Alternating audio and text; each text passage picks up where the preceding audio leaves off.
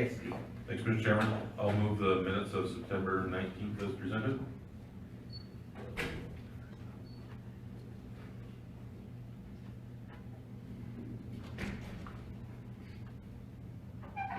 Any discussion on that question?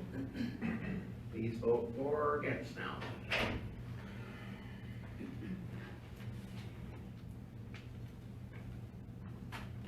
And that is carried. No unfinished business, any notice of motions? Seeing none, reports. Oh, it's just about 10:05. Let's do appointments first. Let's do the Community Peace Officers May through August 2019 report. Go ahead, David. Please, thanks. Good morning.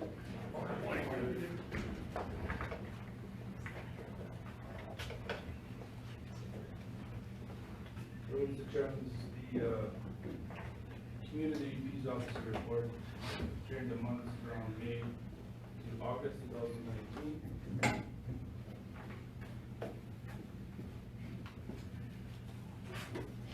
This report summarizes the main activities of the Peace Officer Program, enforcement trends, and provides an overall look at the county's CPO program, focusing on the 4-month period of May to August 2019. Recommendation: there is no resolution is required. Lethbridge County has one CPO, that would be me. I've been issued an appointment from the appointment and authorization by the Solicitor General of Alberta to enforce provincial legislation that includes the Traffic Safety Act, Gambling, Liquor and Cannabis Act, Dangerous Dogs Act, and Animal Protection Act. I also enforce county bylaws. And I am part of the Community Service Department and report to the Department Director, Larry Randall. So the number one priority for the CPO program is to enforce and educate people. Is to protect the county's extensive road network, which we have approximately 2,000 kilometers of. And during the summer months, the county sees significant increase in end-gun violations. With irrigation pivots watering roads, which leads to damage, the Public Works crew is actively sending emails to me on times and locations that they come across handguns, so that I can address them in a prompt manner. And commercial vehicles are also periodically inspected. What the issues are. On the end guns, you would probably do some warnings and tickets and that. Are people changing their habits then of not sprinkling on the road with their end guns, or do you see some buy-in, I guess, from the public? Thanks for your question, Councilor Campbell. Yes, I do see some buy-in. There's one particular ratepayer in the county that has approached me personally, where I've given them tickets in the past, and this year I haven't actually had any issues with them at all. So he's got his crew reporting the handguns before our crew will see them. So they take matters into their own hands now. And like I mentioned, first time I give them a warning unless it's very excessive, that it's like the one picture that I had up there that was quite excessive, so I wrote a violation ticket for that. But I've never had to come back to anyone twice within the same year. So I'd say there is definitely a buy-in for sure. Any other questions? Oh, Ross. Thank you, Mr. Chairman. The violations that you find on the roads, are you basically on the county roads all the time, or do you also go on the provincial highways and ticket? For which one? On the single, double, and That was triple in digit. schedule on November the 7th. I sent out a revised. Thanks for your question, Councilor Glass. No, sorry. So I spend the majority of my time, I I'd probably say Sorry 90% to- or more, November the 7th. on county roads. And as I go from one area to the next, I'll be on a provincial highway, Highway 519 or 845, so if I come across something, I'll deal with it, and then I move on again.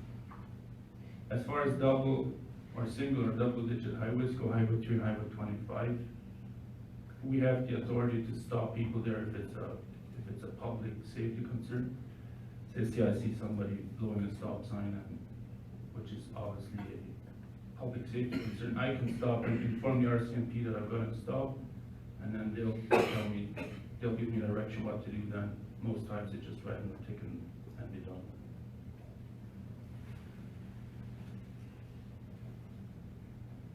Any other questions?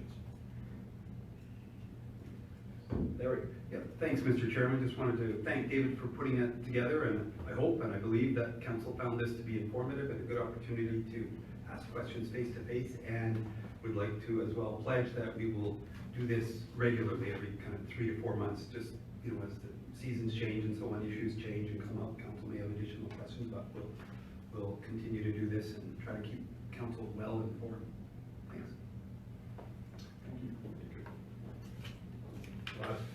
Yeah, one more question, thank you, Mr. Chairman. Like with the mud roads and everything that Morris was talking about, would it be helpful to have something published or whatever, like in the Times, that we expect that they are there to clean the roads and everything, that we don't have to go out and stand there and watch them, but that they're aware of it, that if it's too bad that we will, you know, that they will be in violation if they do not, are not willing to clean it up. Because a lot of times you see it, even on the 25 or something, you see it's just disaster. And, but that, you know, if people have a little tractor there, whatever, they're scraping it clean, and then the intentions are all good, and then it's good. But I mean, too often you see that doesn't happen. Oh, thanks for your question. So yeah, there is actually something in place. For sure, we could send out a PSA, public service announcement, because it likely will happen. Everything is going to be wet out there. And then they can also go into the Pitch Shop and apply for, what do you call it, those mud tracking signs. And then they put them up, and then they let Public Works know where the location is, and yes, it's their responsibility to clean off the mud once they're finished hauling. So David, I know this may not be a question quite for you, but if they're following that practice, how much gravel do we lose and how do you replace that? It's probably more of a question for Jeremy than anyone. Thank you, Mr. Chairman. As far as monitoring this, I mean, this is just part of ongoing maintenance. Lots of times it can be excessive mud that is tracked onto the roadways, breaking it up sometimes with our grader operations is honestly is part of what we're monitoring as well. With those high traffic roadways, when there's a bead haul or a silage haul or something like that coming off of it, our operators are usually aware of that in the vicinity. Once that haul is complete and that field is cleared off, we would then evaluate essentially whether or not it requires more aggregate, or what's the aggregate retention on there. How much loss are we actually getting off of it being tracked off? I would say it's minimal, 5–10% maybe at best. So not enough to make a difference. Okay, thank you. Any other questions? No, thanks very much, Morris. Yeah, thank you, Mr. Chairman. I would like to move on the CPO's report. Thanks, David. Thanks, David. Any further discussion? There's a motion before you. Please vote in favor or against now. Thank you.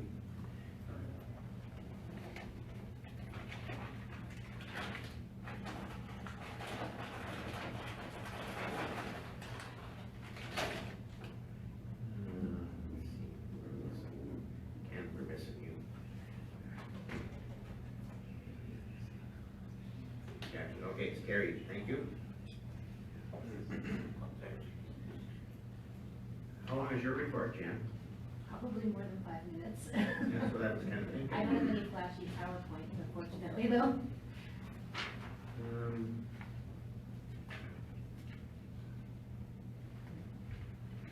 I could do the business tax one maybe if you'd like.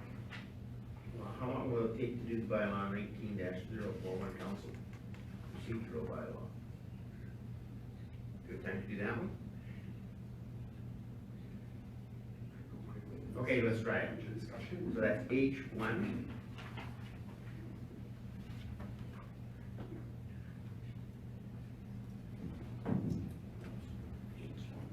H1.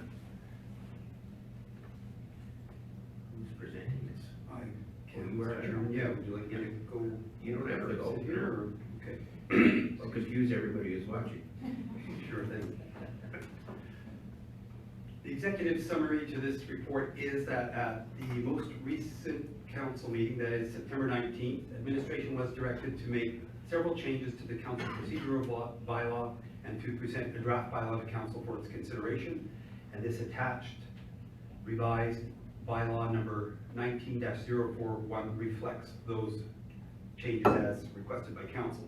The recommendations that will come later, but I'll just quickly state them, are simply that the bylaw be read a first, second, and third time. We're hoping to adopt it, Mr. Chairman, in advance of the council organizational meeting, which happens in 2 weeks. And that way, some of the changes could be reflected and adopted and implemented at that October 17th meeting. Excuse me.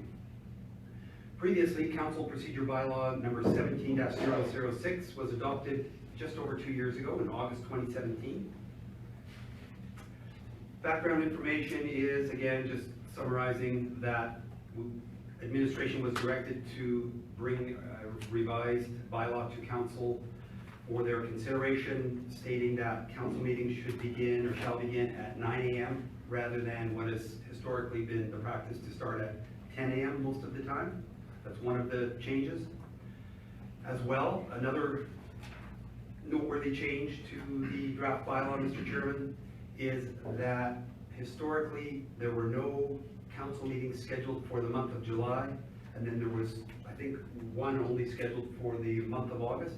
And it is proposed and put forth here to you as per your instructions that one regular meeting be scheduled for July and one be scheduled for August on the first Thursday of each of those months. One of the advantages there, of course, is that the old way, there could be up to 7 weeks sometimes between scheduled council meetings. This way, it drops it down to either 4 or 5, just depending how the calendar works in any given year. So less, large gap of, again, 7 weeks is quite a long time to go without a council meeting when there are certain things that are time sensitive and need council decisions. Another important change was that the draft bylaw reflect council's express wishes to be amended in such a manner that the deputy reeve position be appointed at the organizational meeting on a rotational basis for a 1-year period. And the way we've drafted the bylaw, that could be, for example, there's 1 reeve and 6 councillors. If each councillor was interested in a 2-month period, they could be appointed for those 2 months, each council member a 2-month period. If there were 1 or 2 or 3 or however many councillors who chose not to fulfill that role, that's fine. We could still do it with the remaining councillors who might be interested in serving in that deputy reeve role, again, on a rotational basis up until the following organizational meeting.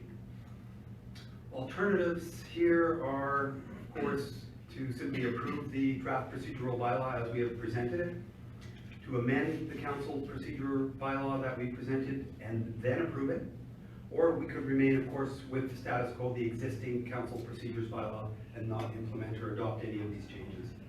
With respect to financial impacts, we didn't identify any direct negative financial implications, whether the bylaw is defeated or not. If the bylaw is adopted, potentially from time to time there may be indirect cost savings insofar as if meetings were to start at 9 a.m. they ended at 12 or say 12:30, and there wasn't an afternoon session as we typically experience now, then it would just shorten up the day and it would be kind of a half day of council and a half day of staff rather than drawing it out a little bit further. Reasons for these recommendations, I guess I've kind of gone into it a little bit there. 9 a.m. we believe is just a more efficient use of staff time on those days. And again, we may be able to sometimes get through a full council agenda on a half day versus what is typically a full day, I think, which is considered anything over 4 hours. Again, I touched on it, scheduling the regular council meetings in the summer months, one in July and one in August. Still gives, a pretty good break, basically a month between meetings, and reduces, let's hope, the likelihood of requiring a special meeting sometime in between there to again deal with something that needs to be addressed by council due to time constraints and other considerations. Allowing all council members the opportunity to serve as a deputy reeve, should they choose, at some point throughout the year, spreads the responsibility of that position to all council members, giving them each an opportunity to act in that capacity and to gain some additional experience as an elected official.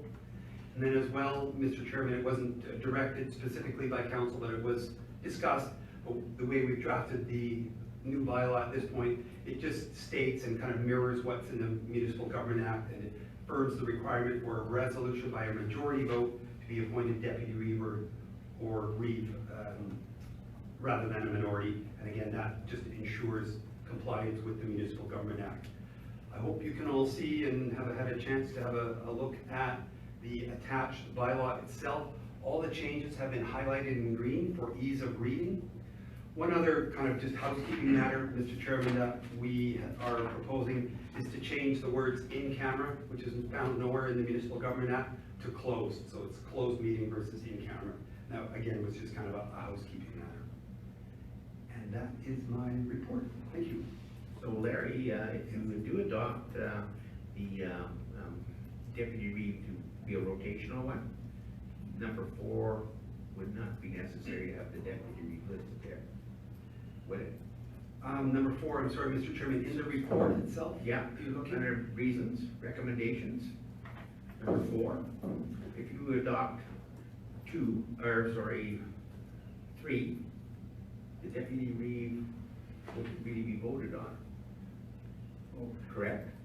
We would still, wouldn't be voted on, that's correct, but we would need a resolution once it was kind of decided amongst council members, 3 or 5 or 6 or however many wanted to be in that role, then we just need a resolution appointing them as such. So I move that councilors A, B, C, and D all take a 3-month period, for example, during the next year in the role of deputy reeve. And as long as Right. that's adopted by a majority vote, then yes, you. Oh, okay, I see what you mean. Yeah. Any other questions?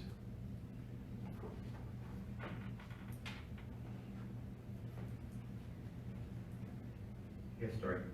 Thank you, Mr. Chairman. I would move first reading of Council Procedural Bylaw 19-041.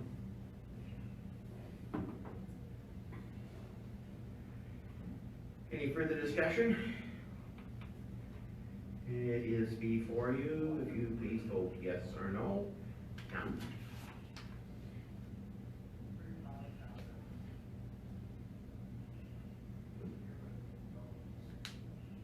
And it is passed.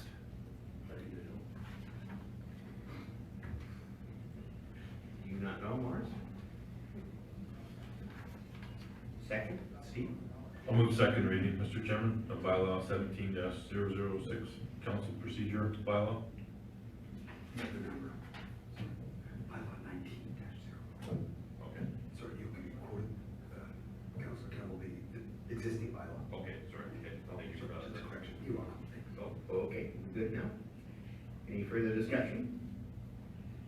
Council, the question is before you now, please vote yes or no.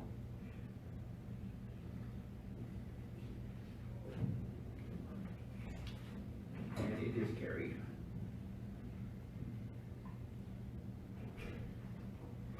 So, to go to third, and it has to be unanimous, clause.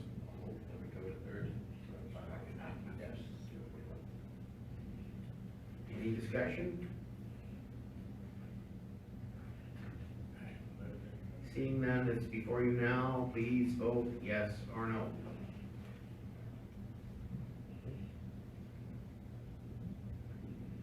I don't have it, but I'll vote in favor, Mr. Chairman. Okay, so it's carried.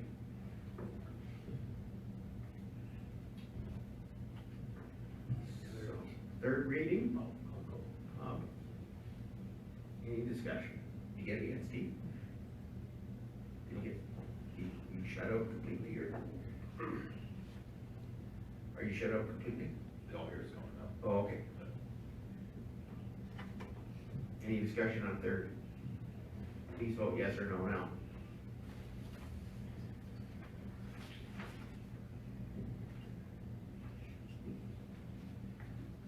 And it is carried. Thank you. Thank you. Let's move back up to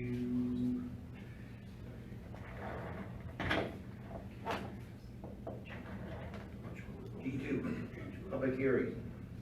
So we would need a motion to open a public hearing for bylaw 19-038. So, clause.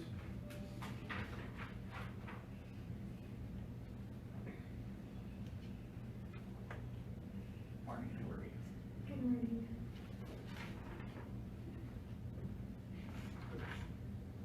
I don't have it now, Maureen. But anyways, any further discussion on that? Call for the question, those in favor? Those opposed? Carried. Thank you, Mr. Go Chairman. ahead. So this is bylaw 19-038, which is for the Lethbridge County, County of Warner Intermunicipal Development Plan. County Council approved first reading of this bylaw on September the 5th of this year. As you are all aware, the Municipal Government Act does require that 2 or more councils and municipalities that have a common boundary that are not members of a growth area must pass a bylaw adopting an intermunicipal development plan. So since the beginning of this year, I have been working at getting those intermunicipal development plans drafted and brought forward to County Council. So this is the third one that I brought forward. So the IDP between the County of Warner and Lethbridge County commenced in April of this last year. We did have an open house on August the 13th at the Sterling Community Center. We had 10 landowners and residents attend that meeting. It was a very good meeting. There was some good discussion, both about the IDP itself and about other things that were going on in the area. But it was good to have people out and engaged into the process. I did appreciate that, and I think people generally appreciated having that opportunity for such a large area. There was no concerns expressed regarding the proposed plan at that particular open house. Sometimes in the past you hear little tidbits about things that they would like to see or not see, but this one actually I had lots of people in favor of the plan. They thought it was a good idea. So the draft plan provides a framework for addressing land uses within that fringe area between the 2 municipalities and includes policies with regards to referrals and dispute resolution, land use policies with regards to agriculture, resource extraction, energy developments, and industry. In this particular area, we do have that new application which was approved for the wind facility, which actually half of it's on Lethbridge County side and half of it's on the County Warner side. So we did communicate with them throughout the process, that is the County Warner, about how to do it, when we would get the development permits, when we would make decisions, so that collaboration worked well. Probably would have worked well even outside of this intermunicipal development plan, but it's just a way that shows that we do work together with our rural neighbors. It also looks at transportation and road networks. I know one thing that did come up just as, not necessarily a concern, but something that the County of Warner was wanting to ensure is that when we do things like haul roads, or when we change the status from a regular road to a haul road, they want to be informed of that, and that's a policy that we have in our document. In the past, I don't think that was necessarily communicated very well, so you have a haul road that kind of just ends at the boundary, and there might be a person who lives, on the other side of that boundary who's getting maybe more traffic than they had previously. So that's something just to be considerate about, broadly speaking, for administration to recognize. We did send out notices to external agencies, external government and affected agencies. Comments were received from Alberta Health Services, Alberta Transportation, ACO Pipelines, ACO Gas, and the Horizon School Division. With the exception of the Horizon School Division, no concerns were expressed with regards to the plan. The school division just had some concerns that there is only one policy in the plan, that schools and school divisions would be, school boards and school divisions would be contacted about any changes going on. In response to their concern, I did talk to them and just stated that the IEP is high level and that there's more specific policies with regards to how municipalities communicate with school divisions and school boards in our lower level plans, like the municipal development plan. They seem to be satisfied with that particular response. The bylaw was advertised in the September 10th and 17th editions of the Sunny South News, and we didn't receive any feedback with regards to that public notice. Know that there's nobody here today to provide any comments in favor or in objection, I don't believe. So with that, the recommendation is that County Council read bylaw 19-038 a second and a third time. Are there any questions of council with regards to the IP process, anything?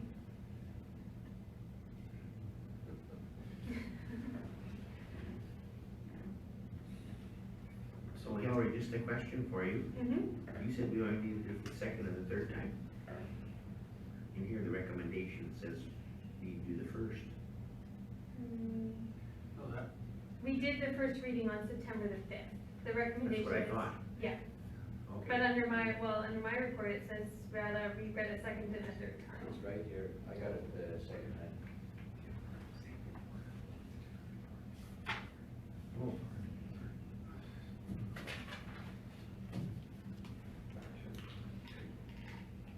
Oh. Okay. Thank you, sorry. I know I bring a lot of these to you. I'm almost done. Next Thursday should be the last one for a while. Any questions? So, I guess I gotta go through the usual spiel. Is there anyone here wishing to speak in opposition to the bylaw? Is there anyone here wishing to speak in opposition to the bylaw? And is there anyone here wishing to speak in opposition to the bylaw? Seeing none, is there anyone wishing to speak in favor? And anyone wishing to speak in favor? And last of all, anyone wishing to speak in favor? Does council have any last questions? We have a motion to close the public hearing. Morris?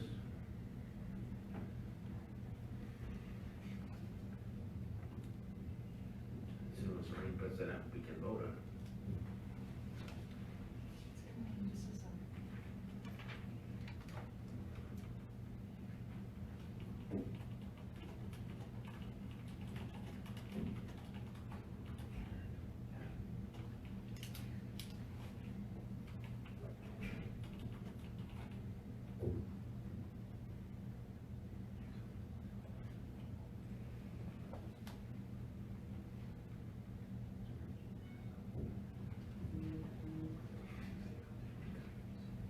Seeing as there are no questions, please vote in favor or against.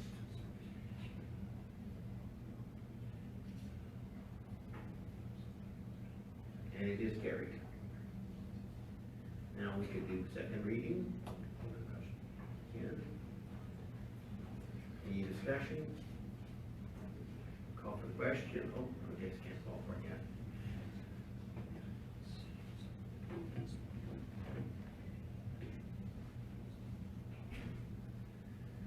Go ahead, call for the question. Please vote for or against now.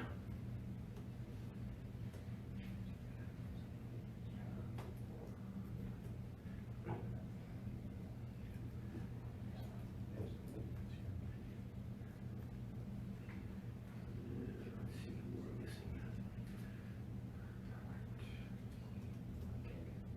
Ken, missing your vote. In favor? Carried.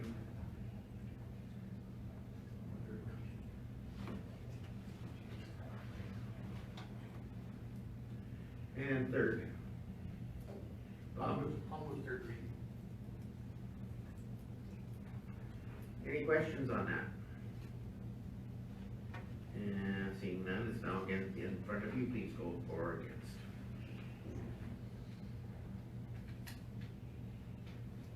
And it is carried. Thank you, Mr. Chairman. Thank you, Hillary. So let's do the final financial report.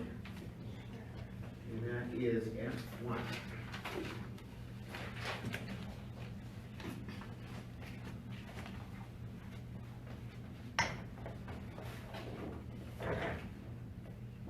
Anytime you're ready. Good morning.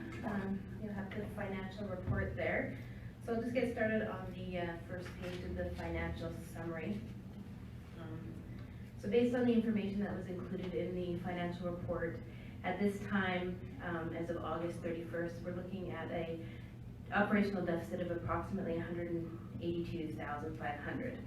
I know that at the last report, which was ending April 30th, at that time, we're still fairly early in the year, and the busy part of the season as far as municipal services is concerned hadn't really gotten rolling, like it does with a lot of the road projects, grading, graveling, etc.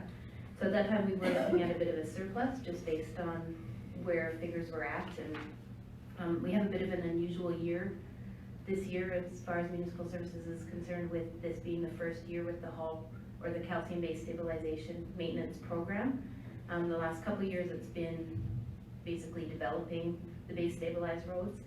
So we did include in the 2019 budget a lot of efficiencies that we were hoping to realize through this, but I think for various reasons, and Jeremy might be able to speak to it a bit more, he kind of came on later in the program, but the maintenance that was required on the calcium-based stabilized roads was more than I think anticipated at the time. And some of the efficiencies in the grading and graveling hasn't yet been fully realized. So that has to do with the part of this deficit that we've been looking at. Jeremy, want to elaborate a bit? Sure, thank you, Jen. Mr. Chairman, thank you.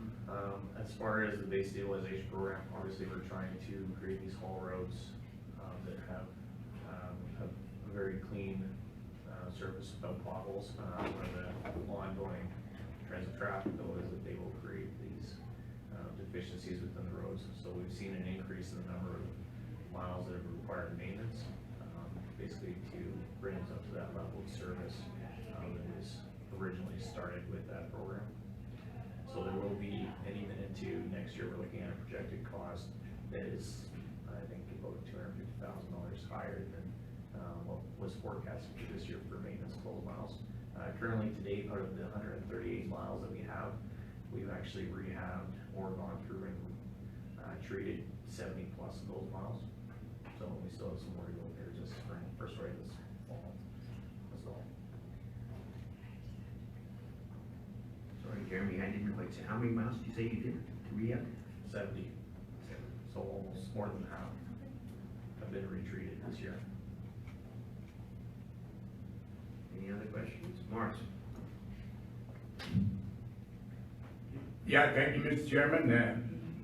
Of course, I still think, the haul roads is a good aspect for what we should have in the county because of the loads they can have. But however, we did see a lot of little potholes occurring, a lot more than we anticipated. But is it some sort of a solution down there to keep it bonded better than what it is now? Part of our ongoing treatment with each of the base stabilization roadways is we are actually adding calcium chloride, or another product we use called MG30, which is magnesium hydroxide mixed with calcium chloride, to essentially hold those stitched in a little better. We've also added aggregate and more of the sandy aggregate and some bentonite to these areas to firm them up as well. So part of the growing process with this is also learning how maintenance cycles work with each of these roadways. So there is a very large learning curve that we're still going through the process of. But our goal is basically to have these roads as tight as possible, especially for that driving surface.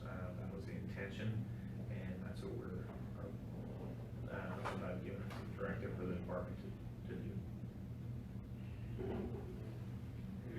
Go ahead, Klaus. Yeah, thank you, Mr. Chairman.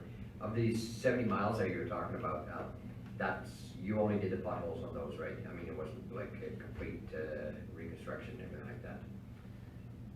Thank you, Councillor Van Veen. It's not a complete reconstruction, but there is a lot of reworking of the mat of gravel that is on the roadway. There's essentially about a 4-inch mat on each of these roadways, and in order to satisfy, lots of times with a pothole, it's not necessarily just the surface treatment, it's a further depth issue that we're looking to address. So some of these have been quick and easier maintenance miles, and others have been completely, we've gone through and done about 2 inches of the surface with the mill razor. The crowning on some of these has been being brought forward as a concern, so in some cases we are looking to restructure that crown to get it down more of a 5% crown versus some exaggerated ones we've had on quite a few of these. So that work still has to be done. Some of it is ongoing. We did some more here recently in September, and we'll be looking at some of these on an ongoing basis. Some of these roadways, especially with the recent snowfall, are going to require potentially more work. So we're hoping to get back on these roadways here in another week, once we have a little more of the moisture to set up. And then we will be targeting, especially the very high traffic haul roads, as far as making sure those surfaces are tightened up and looking for other deviations in the surfaces that have occurred because of the extra moisture. Tori? Thank you, Mr. Chairman. Jeremy, what could we expect to see as far as a maintenance season? What will be obviously if there's snow on the road, but are freezing temperatures at night because we're working with liquid products? Is there issues there, or how far can we go year round doing maintenance, or are we limited with nighttime temperatures? What are our limiting factors on maintenance? A lot of it, the limiting factors, thank you, Councillor Campbell. A lot of the limiting factors are weather, essentially. Moisture is sometimes our friend and sometimes our enemy, right? And especially with these haul roads, the ideal moisture content within that roadway is sometimes very tough to hit. As far as the products that go into each of these roadways, calcium chloride has a freezing factor that is well below -10, so we don't have any issues with that. Some of the water we might add in, obviously water has a different freezing temperature, but we should be able to still treat these roadways. I'm going to say the window of opportunity to work on these is April all the way till into November. So there's a very solid window for us to go in and work on these roadways. How many of those months will we actually utilize to do that work?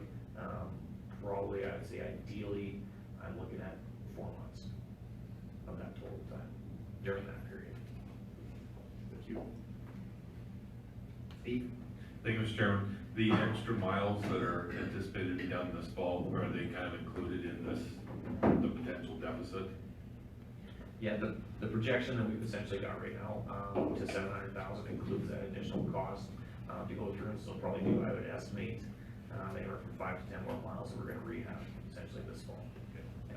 This does not include adding additional miles, that is just the maintenance of the existing. Of what you see to be done, yeah. Okay, thank you. Any other questions?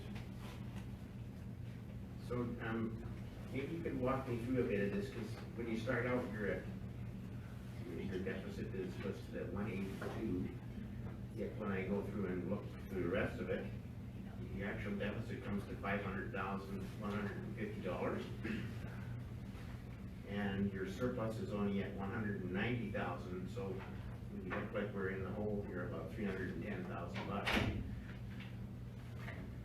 We shouldn't be. If you go to page 14 of the report, it's kind of a summarized breakdown by department, as well as through revenue and expenses.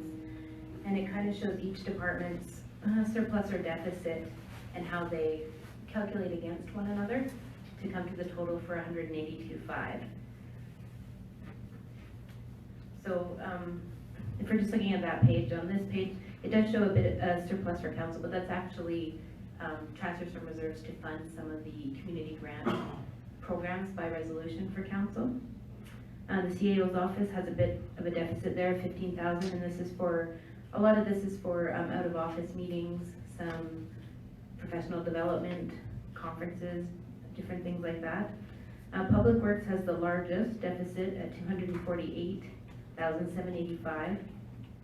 That is due mostly, as we've discussed, due to the base stabilization program, some grading and graveling operational items. Technical Services has a surplus of 60, and this is mostly due to lower contractual and engineering costs. A lot of that is being done through the capital budget now, so that's something that we're also reviewing through the 2020 budget. Utilities, I did say they have an estimated surplus of 180,000, but we balanced that out to zero because they really only need, any surpluses that they may have will get transferred to the reserve, with the exception of the debenture payment for McCain's of 327,000. So that actually nets out to a zero annually, but I like to let council know whether that department is sitting at a surplus or deficit. Assessment and taxation, they have a surplus of 45,000, and that's mostly for restructuring within the department that has taken place this year. Finance will have a small deficit, and a lot of this is legal fees and building maintenance that's taken place. So we are looking at, the legal fees is kind of up in the air. A lot of that has to do with the appeal that we dealt with this year. There were some costs there.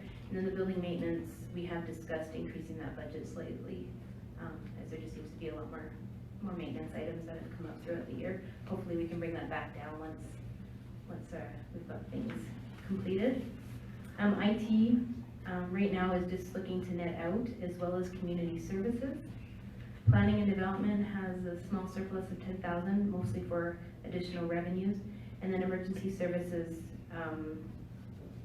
is looking at a small deficit.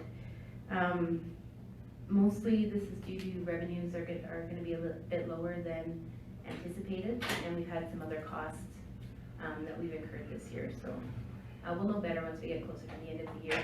The tough thing with emergency services is the fines don't always come in as they're written, so sometimes we might get a large influx of payments. Sometimes it's a small influx. It just kind of depends on the time of year when they're issued and when people pay. And then the fire calls is another one. It's a bit low right now for this time of year, but I anticipate with the recent snowstorm, we're probably going to be sending out quite a few more invoices for emergency services, and with the upcoming winter season. So that could maybe adjusted slightly. So that's how that nets out there. Just kind of all the ins and outs. Overall, Public Works itself is looking at a larger deficit overall, but some of these other surpluses kind of help offset those. Okay, Klaus? Yeah, thank you, Mr. Chairman. Just, can you elaborate on the debenture payments of McCain's? Yeah, Councilor Vanderveen through the chair. I couldn't tell you the year off the top of my head. I'm going to say 1999. Okay, thank you. The county, I guess, entered into an agreement where they would install a water main service to help McCain's develop, and we debentured a large portion of that. So the agreement was that the taxation we received from McCain's, or a portion of, would pay for the debt, go against the debt. So that debenture actually expires in 2024, I believe. So we're almost done with it. So that 327,000 that we're now putting towards the debenture payment will actually become general revenue after that date.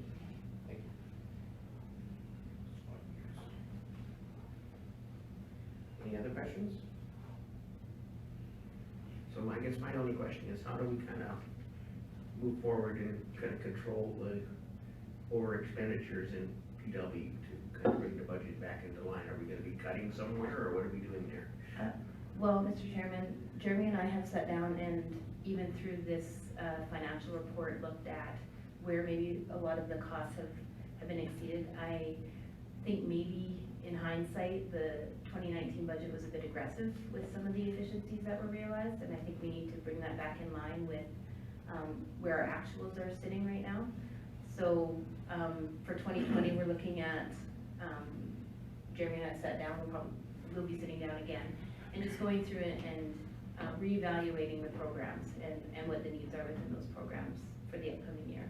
So you will see some adjustments coming forward when we present the 2020 budget for that. I'm assuming that that means to me that you're going to increase the budget to cover off the expenses, but Is that what you're saying? I'm not quite sure. In some areas, I believe increases are going to be required, like for the haul route maintenance. That one in particular is a bit low, although once the program gets going, we should be able to bring that back in line again. I just don't know that all of the projected efficiencies with the program are realized in the first year. Probably should have been spread out over a couple, 3 years perhaps. Thank you, Mr. Chairman. In regards to a few of the budget items, and I'm breaking this down as far as the grading budget, graveling budget, base stabilization, crew rehab crews. A lot of the forecasts that were put into the 2019 budget, there was a large anticipation that we see a large decrease in the amount of especially grading and graveling maintenance, based on the fact that we had 138 miles now that were completely stabilized. Based on historical numbers, just as a trending, and I'll just talk about the grading first. The overall expenditure on grading for the past 5 years averages out at about $1.5 million. That amount was budgeted for $1.2 million in 2019, and we are actually projecting that at this point that budget is probably going to end up in around 1.6 million. That is sometimes can be a little bit variable per year. I'd say maybe depending on the season and depending on the type of gear you have, you might have 5 to 10% variance in the amount of grading activity. But that is essentially an amount that was basically not accounted for as part of the 2019 projected budget. Graveling as well, historically, the budget has ended up being about 1.2 to 1.3 million, and that's essentially what's being projected for this year. It was budgeted at just under $1 million for this year. So in a lot of cases, the budget was very aggressive to what the haul roads were going to compensate for. We have not realized those savings essentially at this point. Can I say for certain that we will see some of those savings in the long term? I would be optimistic and say yes, but I can also be pessimistic and say we'll also basically just enhance the service, and the cost of maintenance for everything else is still going to stay relatively static. Well, I understand your dilemma. However, I think the dilemma that we're all facing is our funding models from the government are going to be considerably less. So we don't want to be raising the taxes. So we're going to have to really sit down and go through this and come up with some kind of a cost savings plan here. Klaus? Yeah, thank you, Mr. Chairman. I think that'd probably be good to bring up that, and I don't know if we want to discuss that later or whatever, that questionnaire that we had of like council's input on the graveling of roads and the maintenance and everything like that. I think we should probably have a good discussion about that, because I don't think just giving our input on what we see is sufficient enough for you guys to use. Thank you, Councilor Van Der Veen. No, I mean, the portion that we need to define, and part of that questionnaire was essentially defining what that level of service is, because that's going to determine a lot of the budget requirements. As we are seeing potentially shrinking transfers coming from the government, the public works is the largest portion of our budget, and where we need to make adjustments and to shade costs is going to be a large part of when we dive a little bit deeper into those things. Similar things is when we're talking about oil roads that we have existing, what is our cost point in which can we reinvest in these, or do we need to look at the cheaper alternative, which is gravel roads and a long-term maintenance plan versus that.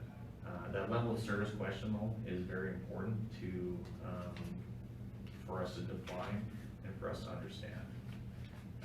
In a lot of cases, it's very loosely defined essentially at this point, in the fact that we grade gravel roads. It doesn't say to what priority we're putting roadways. It doesn't necessarily equate to how often we should see maintenance on these roadways or graveling activities on these roadways. And those are all things that I'm looking for council to define, so that I can actually define that budget a little bit closer. And then as we look at where we can make adjustments and we can shave dollars in the long term, we adjust that level of service, and that's that level of service that we can advertise to the public. Maybe your roadway doesn't get graded every 4 weeks, maybe it's 6 weeks. Just one, that was my point actually on the whole thing, that for us to give you points on what you should do in the roads, we're not on those roads all the time. You guys are always on those roads all the time, seeing what's necessary and what's not necessary. And I think that it's really hard for us to give you direction like it has to be done every 2 or 3 weeks or whatever it was on the questionnaire that we had. Yeah. So, and that's why I think it probably needs a little more discussion. I don't know if we want to do that now or we want to do that at the organizational meeting or whatever we want to do on the budget meetings. I think when Ann returns, we can look at what that overall discussion point needs to be. Some of it could be incorporated into our road tour as well, when we have the discussions about what are those expectations. And one thing about expectations is, council makes those budget decisions based on what the expectations are that they're gathering from, their analysis and from the public as well. Where that translates down to us, we're the executioners. We go out and execute what your desired level of service is. So once we can, there is a lot of pieces to bring together essentially at this point, and I'm sorry that I have a lack of information for you, just alone on what, outside of the haul road network and outside of, we've got some hard surface roadways, I can't evaluate for you the gravel road infrastructure at this time, because I'm still bringing that information in and getting that defined so that I can provide you, this is what our existing level of service is roughly, and tying that back to where would you like to make adjustments. Well, it's kind of like farming, it's related to the weather. I mean, you may think you can get away with every once a month, but sometimes it's once a week. So, who knows? Yeah. Any other questions? Anything else, Jim? I was just gonna add that through the budget process, we're hoping that although there probably are gonna be some increases that we're looking at within the Public Works Department specifically, that some of the restructuring that's taken place over the past year will help offset those costs as well. So we should see savings in other areas that we're hopeful will help, so we're not seeing a large tax increase of any kind. So just as a heads up to council prior to getting into those budget meetings.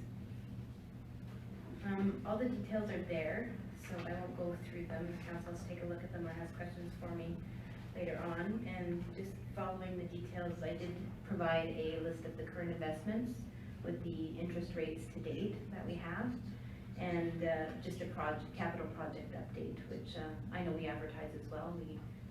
Devin and I update those, and Maddie provides them in the county crier as well as the county connection.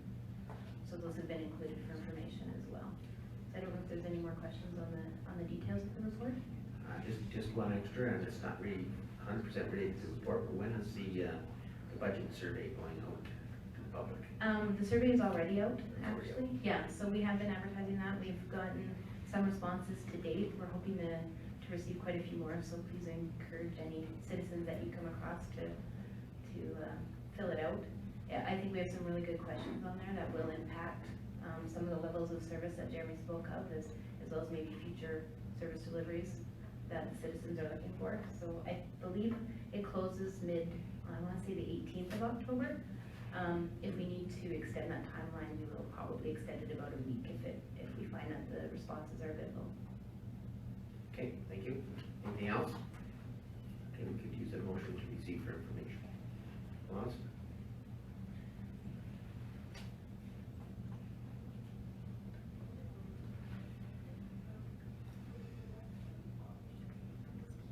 Any further questions? It's please, now before you, please go ahead and vote yes or no.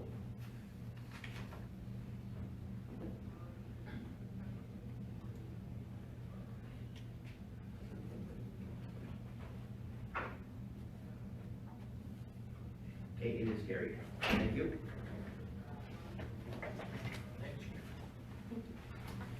So we have an 11 o'clock subdivision appointment, and it is G3, and it's 2019-0-111, Different Farms Limited.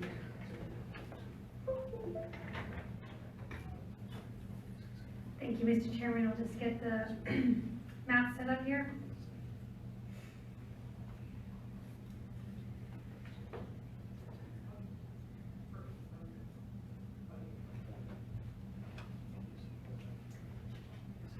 I'll just let you know, as I'm getting this ready, that we've been working this particular subdivision with Mr. Tiffin for quite some time to get all the components straight as to the best way to do this. Mostly because, as you'll note, and probably some of you are aware, that there's a major drain that goes through Mr. Tiffin's property that currently he had under his ownership. It wasn't under the municipal, provincial, anybody else, so Mr. Tiffin owned the drain. And so through our discussions with him and him looking forward to the property potentially changing hands in the future, that we thought it was in the best interest of the county and the region that this drain be taken as a public utility lot, so that if something were to happen, if we have a major flood event again in the future, that we have control over this drain and it's not under private ownership. We saw that at the last flood that we had in 2014, that we actually had to go in there anyhow to help relieve some flooding pressures. So this is a really good, the taking of the drain itself and with regards to the subdivision application is something that I've been looking forward to for a few years already. So I'll go through the report and we can get to all those details.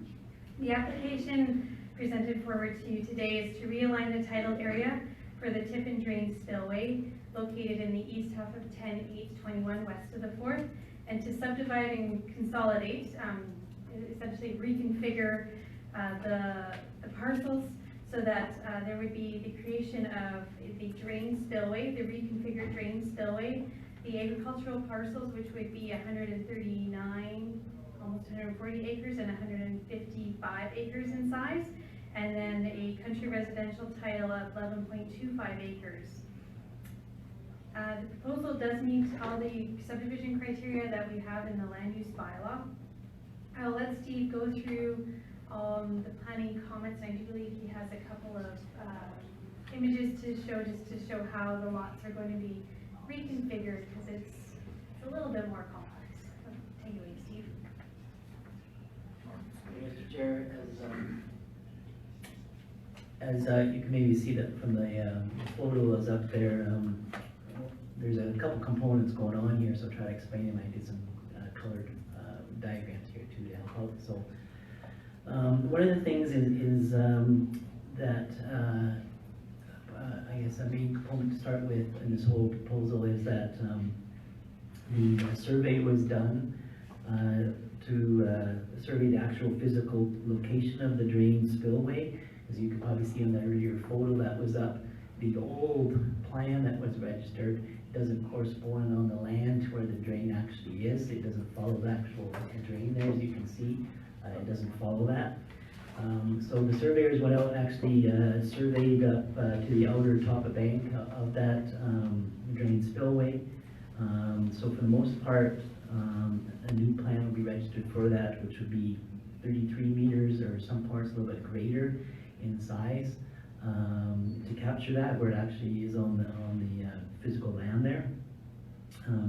As well as Hillary mentioned, the old drain was in the name of the landowner, so that will no longer be the case. It will become a PUL, called Public Utility Lot, to the county. So Mr. Tiffin is willing to transfer that over to the county, no compensation, whatever is part of this proposal, and have that not be privately titled land anymore in a private landowner's name.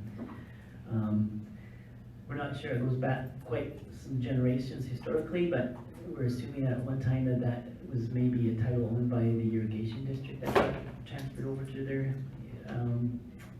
to the family in their name.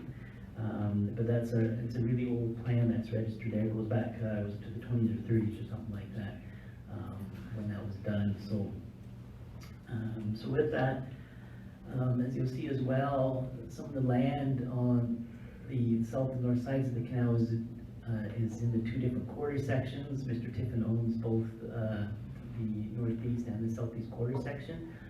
So some of that land that was being farmed, there's that corner in the northeast quarter section under the drain there that is in a sense physically cut off from the land on the other side of the canal, and he farms it part of the south piece. So that will be taken, consolidated to the south quarter section, and all under one title. And then the land on the north side, as part of the application here too, Mr. Tiffin is applying to create a separate lot down, which would be, I guess, kind of cut off between the canal and the quarter section line right there where Hillary has her cursor as well. So, so that is what it'll look like in the end. So there's 4 titles currently. In the end, with the consolidation, the swap of land that goes on, which will all be tied together, plan a survey. This is what it'll look like here with these colors. There'll be 4 titles in the end, and then the PUL for the actual tip and drain area, which would be go to the county of Lethbridge under their ownership with that. So one of the things with this application is that it is located within the IDP boundary area of the city of Lethbridge. There was some policy direction in the IDP about drainage and protecting the drainways and that sort of thing. So this will help with meet some of those IDP policies. The application was circulated to the city of Lethbridge. City of Lethbridge commented on it. They had no concerns with it, that it met the IDP. As well, with the circulation to all the other agencies, utility companies, nobody objected, proposed to it, and there's no easements required or anything like that on the application.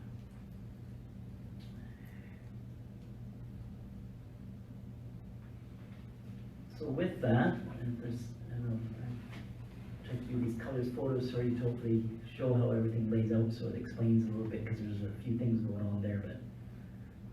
Klaus? Yeah, thank you, Mr. Chairman. Like you were saying, this is a natural drain. Yeah. So, then my question would be, why would we take on the responsibility of that when a natural drain wouldn't that fall under Alberta Environment? And why would we take that cost upon us to be able to take that over and do all the work there? Well, there is already an existing title to the drainway, which is in a private landowner's name.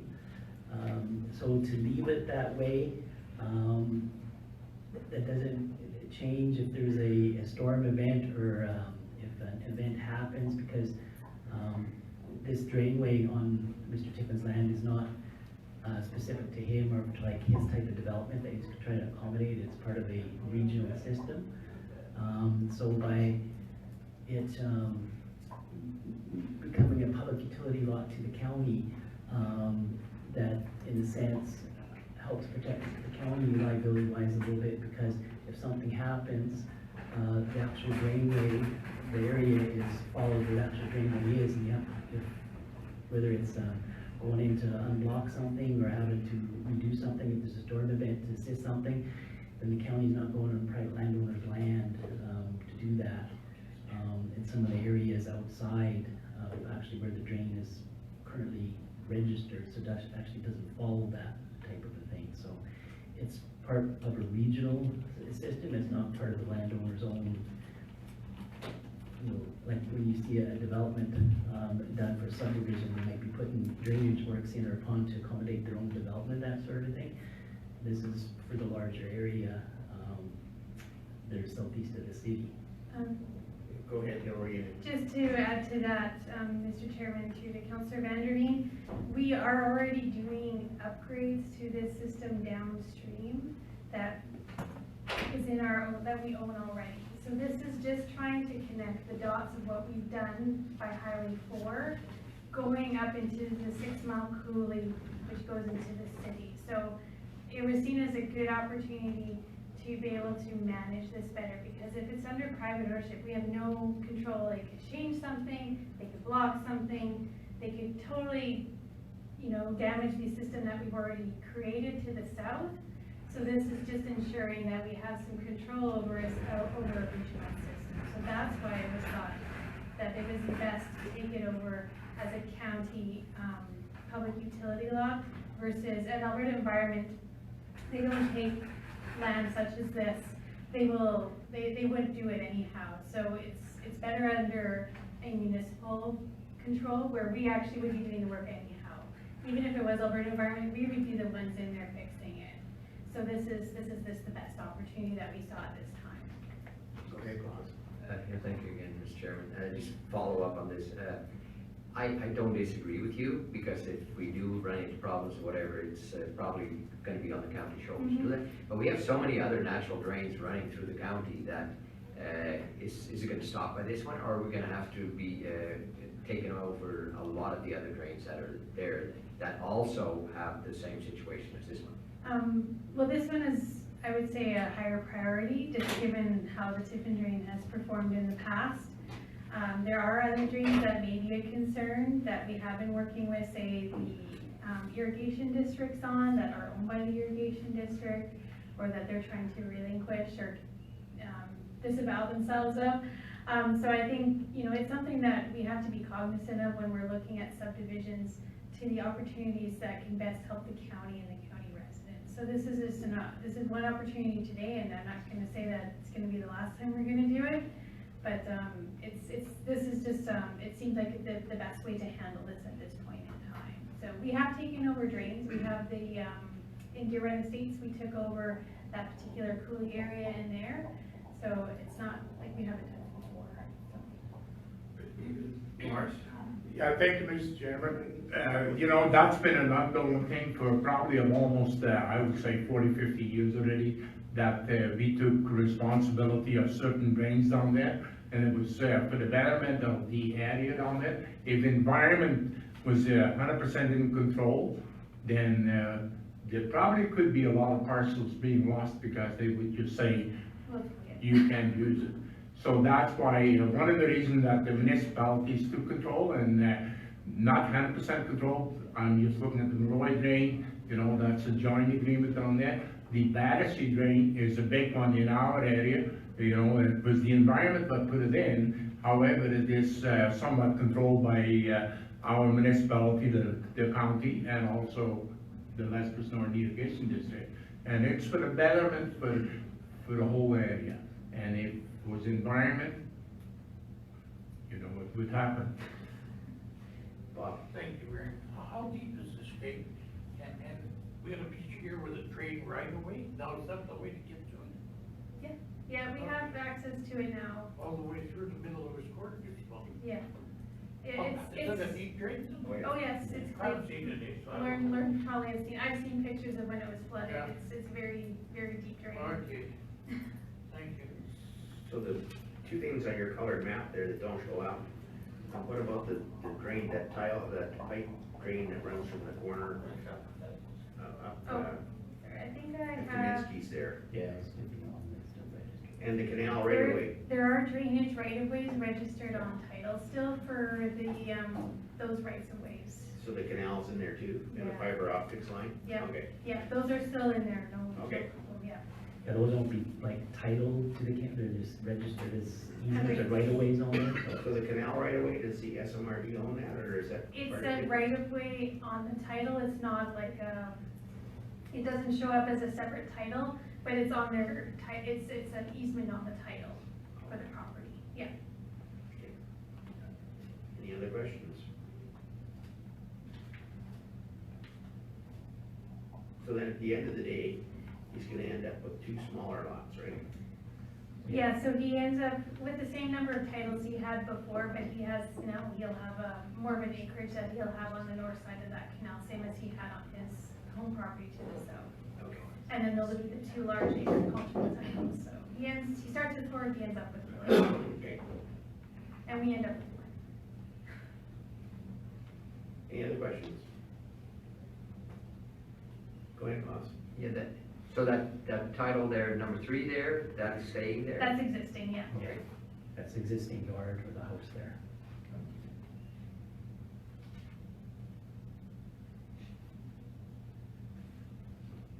further discussion? We could use a motion for approval. I'll move so.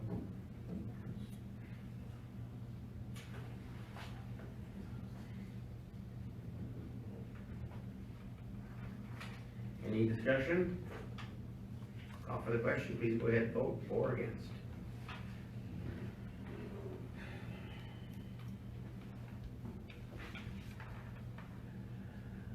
Let's see. And it's carried. Thank you. Thank you. Thank you.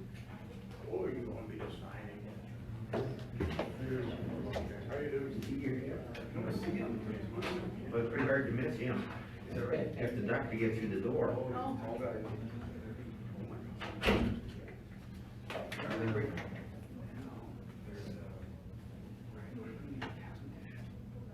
Yes. Oh, that's probably where they are. Yeah. Okay.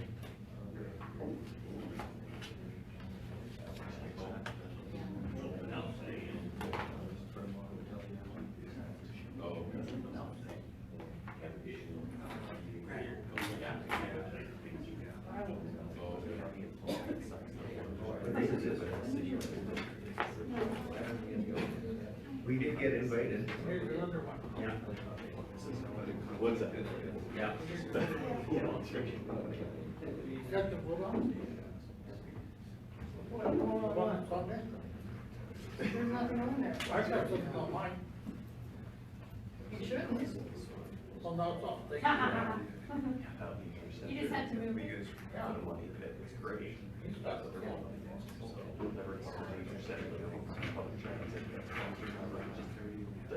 Which one do you get, Steve?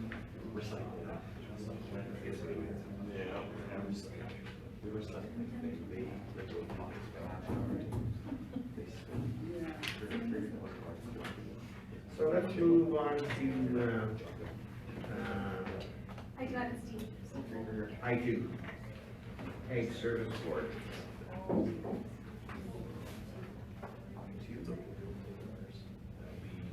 I1, sorry.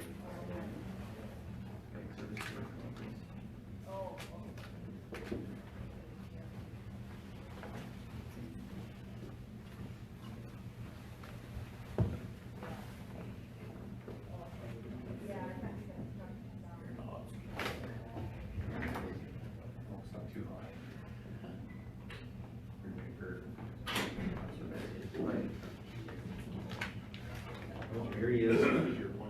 Yeah, here he is. Look at him beside Donna.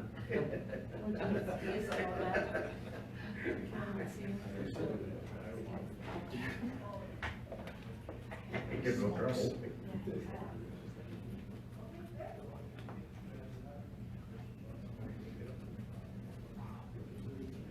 Well, he's chatting with Donna there. Two of them, it might be one. Oh, wait, you know what it was?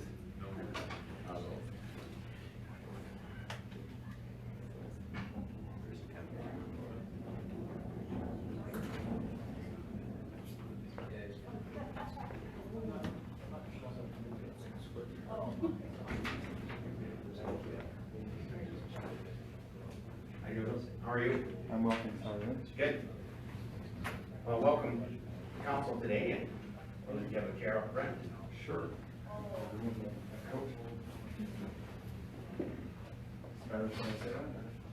Doesn't matter, whatever side you want. So, thank you for making the time and coming in this morning to visit with us, and, I'm Warren Hickey, Division 1. I'm Larry Randall, I'm the acting chief administrative officer for Globe. I'm Claude Battery, and I'm from Division 6 Councilman. Oh, we're got Division 3 counselor. Morris Easter. How you doing, Joe? Good to see you. Hi there, Tori Campbell, Division 2, South Coolin. Morning, Steve Campbell, Division 5, out in the Goldberg Barrens area. Excellent. Nice to meet you. Ken Benson, Division 4. So you got 4 counselors in your division, and I do. 3 in Grants. That's right. Yeah, Lethbridge County is as big as one of the finest counties in the province, in my objective opinion. But certainly grateful to be here with you gentlemen today and everybody present. I am looking forward to hearing some of your concerns and getting an idea of what you're looking for from me as your representative from the government and what I can take back to Edmonton. But I think today is a good opportunity mostly to be here and to introduce myself and answer your question, have maybe a little bit about my background or anything else you're hoping to get out of this meeting. But really I've been doing my best to get out to the county meetings, to the town meetings, to really keep my ear to the ground. What I find is that you are the closest to the people as possible. I envy your position quite often because you get to deal with things at the most localized level. Because I think that my business is politics, but really my passion is the people that I work with and work for, and you're the closest. So yeah, I'm happy to be here. I'm looking forward to chatting with you and answering some of your questions. Well, maybe if you had time, you could tell us a little bit about your background. We don't. Sure. Yeah. Well, I'm a washed-up professional basketball player. My knees and ankles don't work like they used to, so I decided to get a real job, and I'm still looking for one. If anybody has any suggestions, I'm taking those. But in all seriousness, that was when I finished university. That's what I got into. I played professional basketball, but I came back and got into advertising, did a master's degree in political strategy, and really enjoyed the political atmosphere because it was a chance to make positive change. You know, a chance to be involved, and for what it's worth, my personal side, it's a little bit competitive too.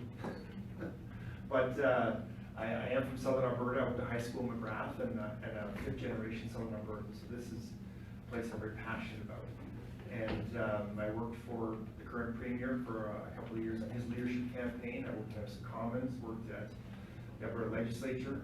So while it's my first foray into being elected, I knew that I was crazy before I got put anyone on the ballot, because that's what it takes to put your name on a ballot, as all you gentlemen would know. It takes a special kind of crazy, but it's a good kind, because it means you care. But yeah, that's why I got into politics, to make positive change and to be as close as possible to the decision makers, so that I can have a voice for the people that I represent there.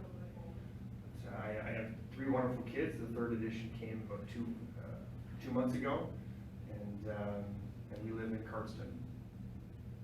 Yeah, that's me in a nutshell. It's a big nutshell, but you know, a nutshell. Close to Grad. What's that, sir? Close to Grad. Or no, he's in Raymond.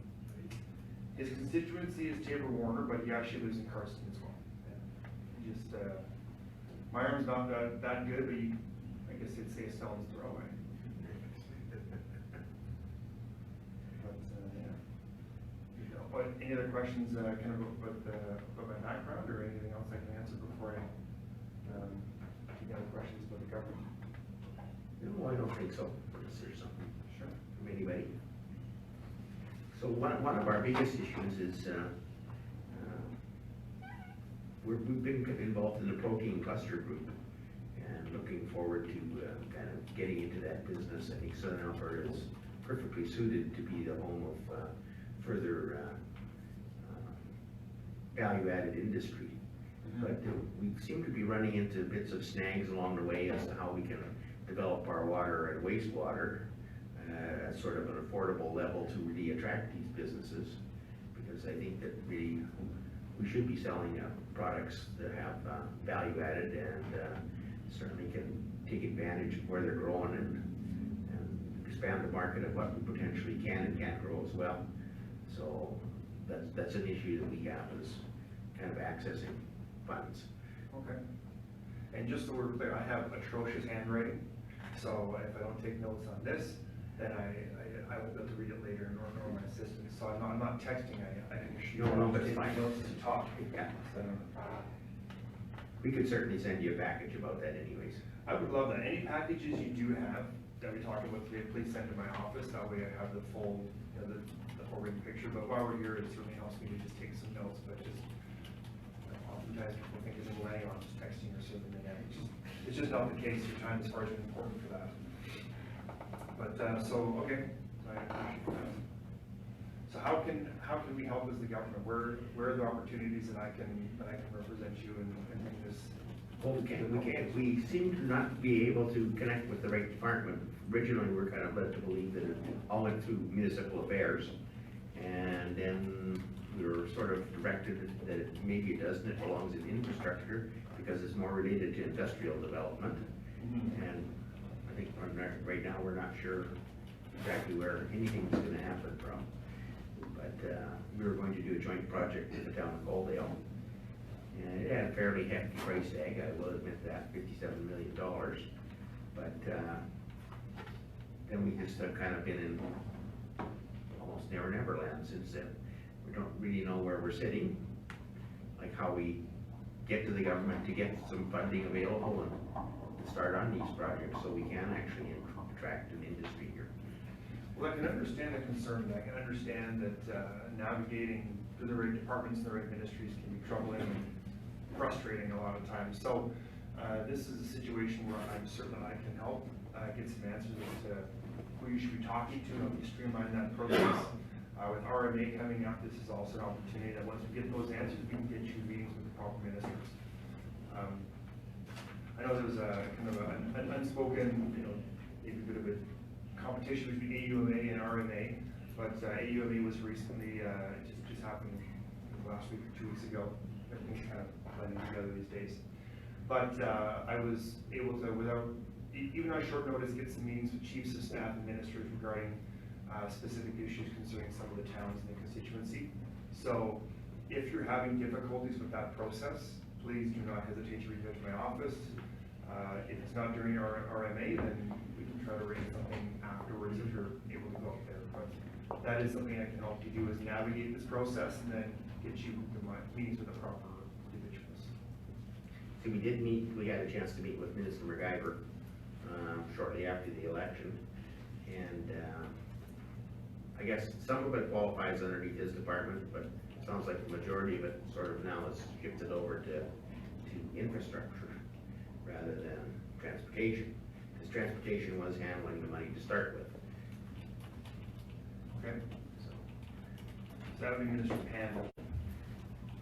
Yeah, I can definitely get you in touch with Minister Pan, or I can work to get you in touch with him and his chief of staff, because they'd be able to shed some light on this.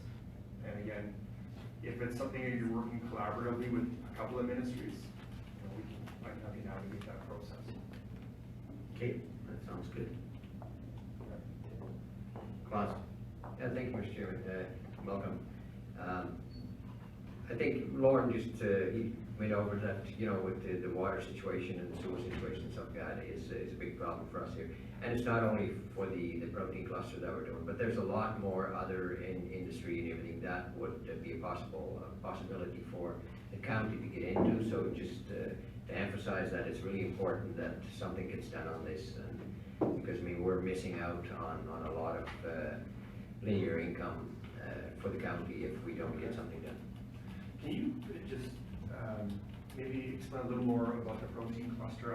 I'm not familiar with it, and it's something that, it sounds like it's $57 million is a very large project. So if you could just maybe give me an idea of what it is and what where the value add is there.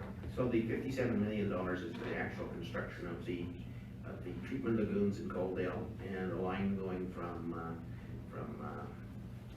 43rd Street through the county to Coaldale.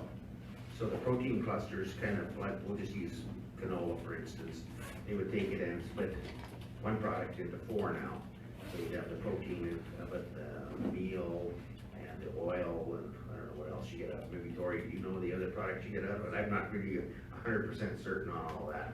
And then you can do the same like with peas and lentils and all of those things. So it's just basically trying to make 3 or 4 products out of one. That sounds great. And you can export just the protein then. And for instance, the canola meal, I was amazed the day we went on tour at Canberra Foods. Almost 40% of the canola meal goes to California, to the dairy industry for that purpose alone. So I didn't know that before we went there. So that opportunity to expand our markets even to a further point is, we're just really interested in getting to the next phase for our producers instead of sending out raw products. Well, I think the point's well made, and it speaks to our mandate, it speaks to our general direction as a government, that we're looking to expand economic diversification within Alberta. In particular, I'm working on a motion with the government regarding government support for unique economic diversification opportunities in rural Alberta.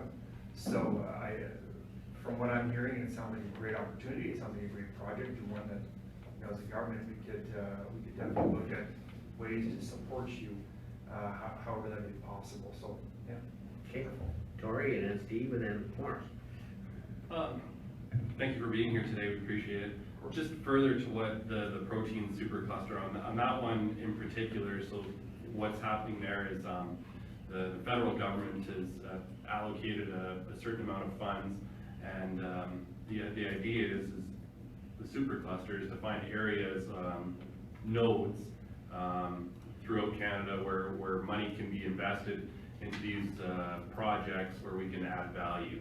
And the protein one is focused like on peas, lentils, pulses primarily.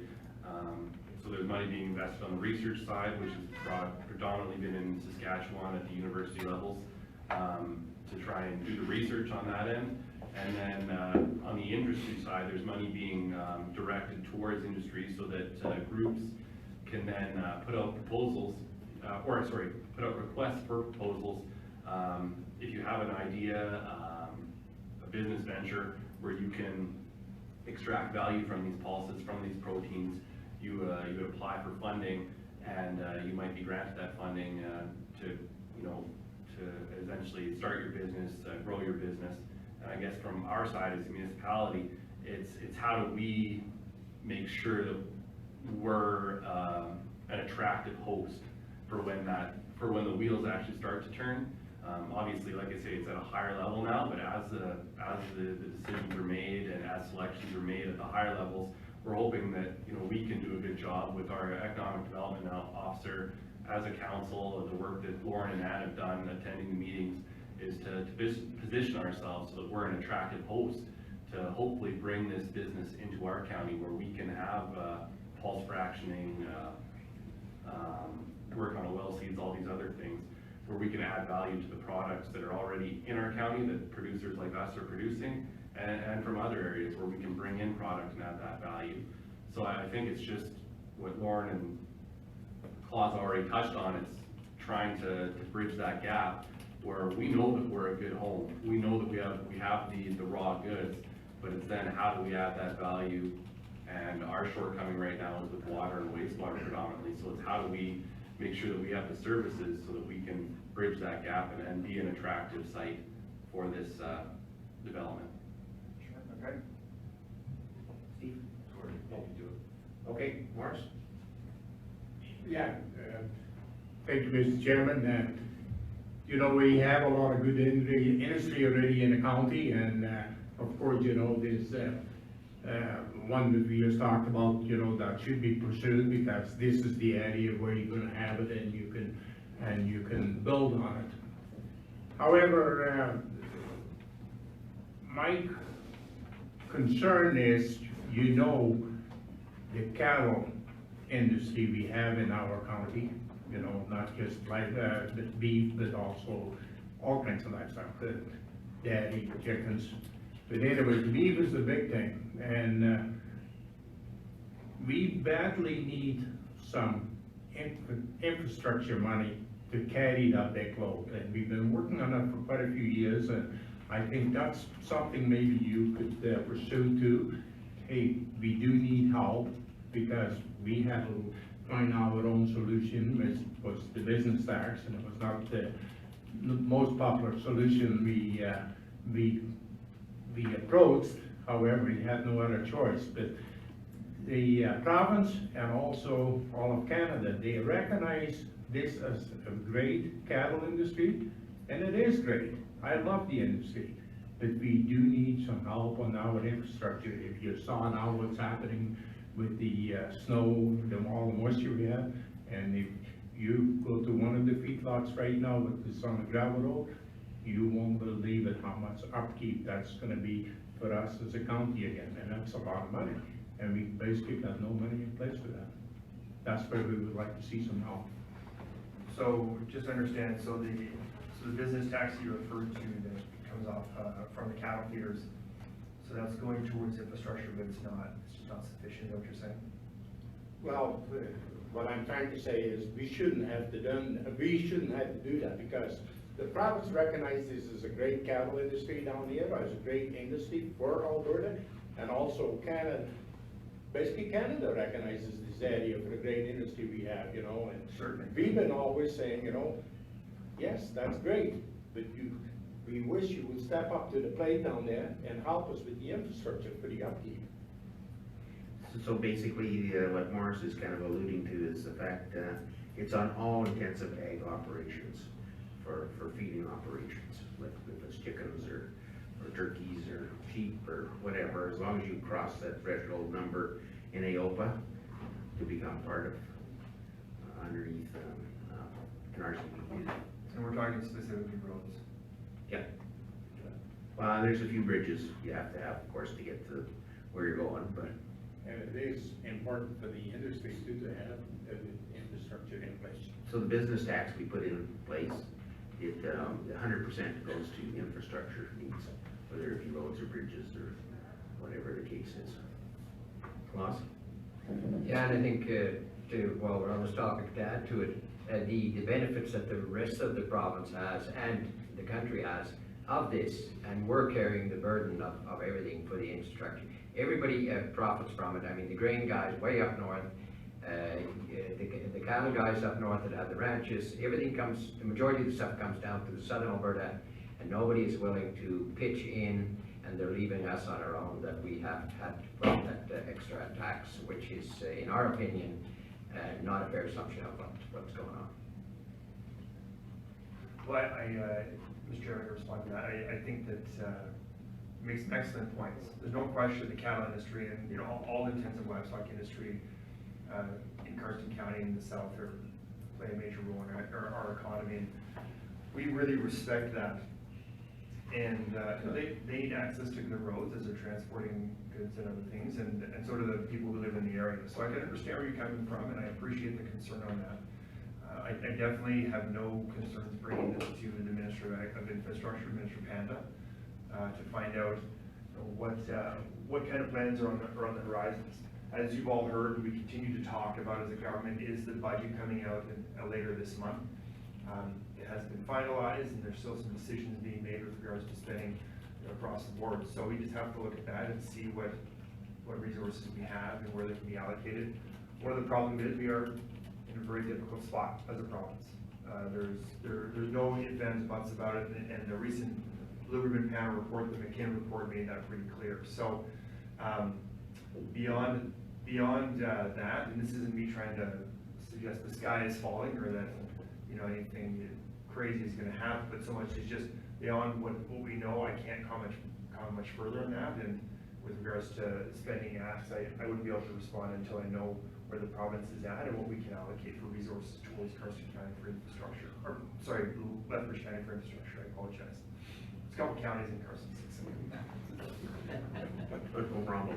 And one other item while we're talking about water is, we have 2 water co-ops operating in the county, and unfortunately not everybody in the county has potable water right to their door yet, but that was one of our goals. But basically the funding, like from PFRA and Water for Life, is kind of dried up, and it's difficult for some people to cough up the 40 grand or better to get water delivered to the house. So if you could maybe check into that, that'd be great. Okay. Klaus? And maybe to add to that too, the opportunity to get more water, because right now we're kind of at a bind that there is not a whole lot more water, while there, just to say, well, there is water, but to be able to get the water licenses that you need to be able to move on, that is another difficulty that we have. Okay. So you're referring to more not potable water, just irrigated water. No, that would be water that could be made into potable water, but we need the water license before we can do that. Okay.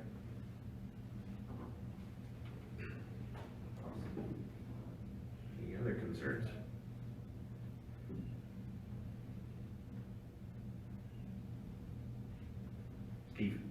you, Mr. Chairman. The MSI funding, we're very thankful and grateful that we have it, and we're kind of uncertain on how far it's gonna go, how long it's gonna continue. So we hope it doesn't disappear or even decrease the way you kind of hear rumors of every now and then, so. Yeah. If you can. Well, I can echo really what the Premier echoed, you know, in his speech recently, just that we understand the needs of the counties and the towns and the villages and everyone else, and that, you know, MSI, it has, you need some predictability. You know, I guess the big thing is, most towns and the counties are able to at least adapt within reason, as long as they can understand the long-term projections. Because you have to do that, you have to make those kinds of projections. It's just what you have to do, it's what you're elected to do. It does go back to the budget coming out, so I can't comment specifically on that because we don't have any final answers. But I think the overriding message here is we understand very clearly the importance of MSI. There is no equivocation about that. We also understand the need for you to create long-term projections, financial projections for your constituents. And you're responsible to your constituents. So there's problems with the roads or other projects you would like to see in the go, you're gonna hear from your constituents. So we understand that, and we wanna communicate with you, and it's my job to communicate with you. But that's really where it stops until the budget does come out. So with regards to that, I can tell you it's on the radar. We definitely are aware of it. We just don't have any final answers because we don't have a budget that's been set upon yet. So, but thank you for that, and we will be staying in touch on MSI. Okay, one other thing I just thought about was underneath, I think it's underneath municipal affairs, but we're all required to have ICF agreements. A couple of sticking points that have come out of them seem to be recreation and emergency services. And I guess it's kind of difficult when you don't have a lot of input. You can kind of move forward on either one of those. You kind of get told what they want to provide and what they think you should pay, and without any kind of consultation. So. Now, when you say lack of consultation, this is coming from the towns that you're saying that they're not consulting with whom? Well, there have been several projects move forward without any consultation with us, and we've been asked to put up the money, some of it, to help out with that. So I guess, you know, if you don't have a chance to consult, it's very difficult to budget for things like that, and to, how do you address it? Because if you do it for one, do you do it for everybody? It just seems, I mean, I think ICFs are a good thing. It's just some of the areas in there probably really need to be looked at before they were kind of put out, I think. Okay, no, I can understand where you're coming from there, and I appreciate you sharing that concern. I think that we would, you know, be meeting with, if we can get a meeting with the Minister of Municipal Affairs, that would be one item we would certainly be wanting to talk about there. Yeah, this is one item that I don't think is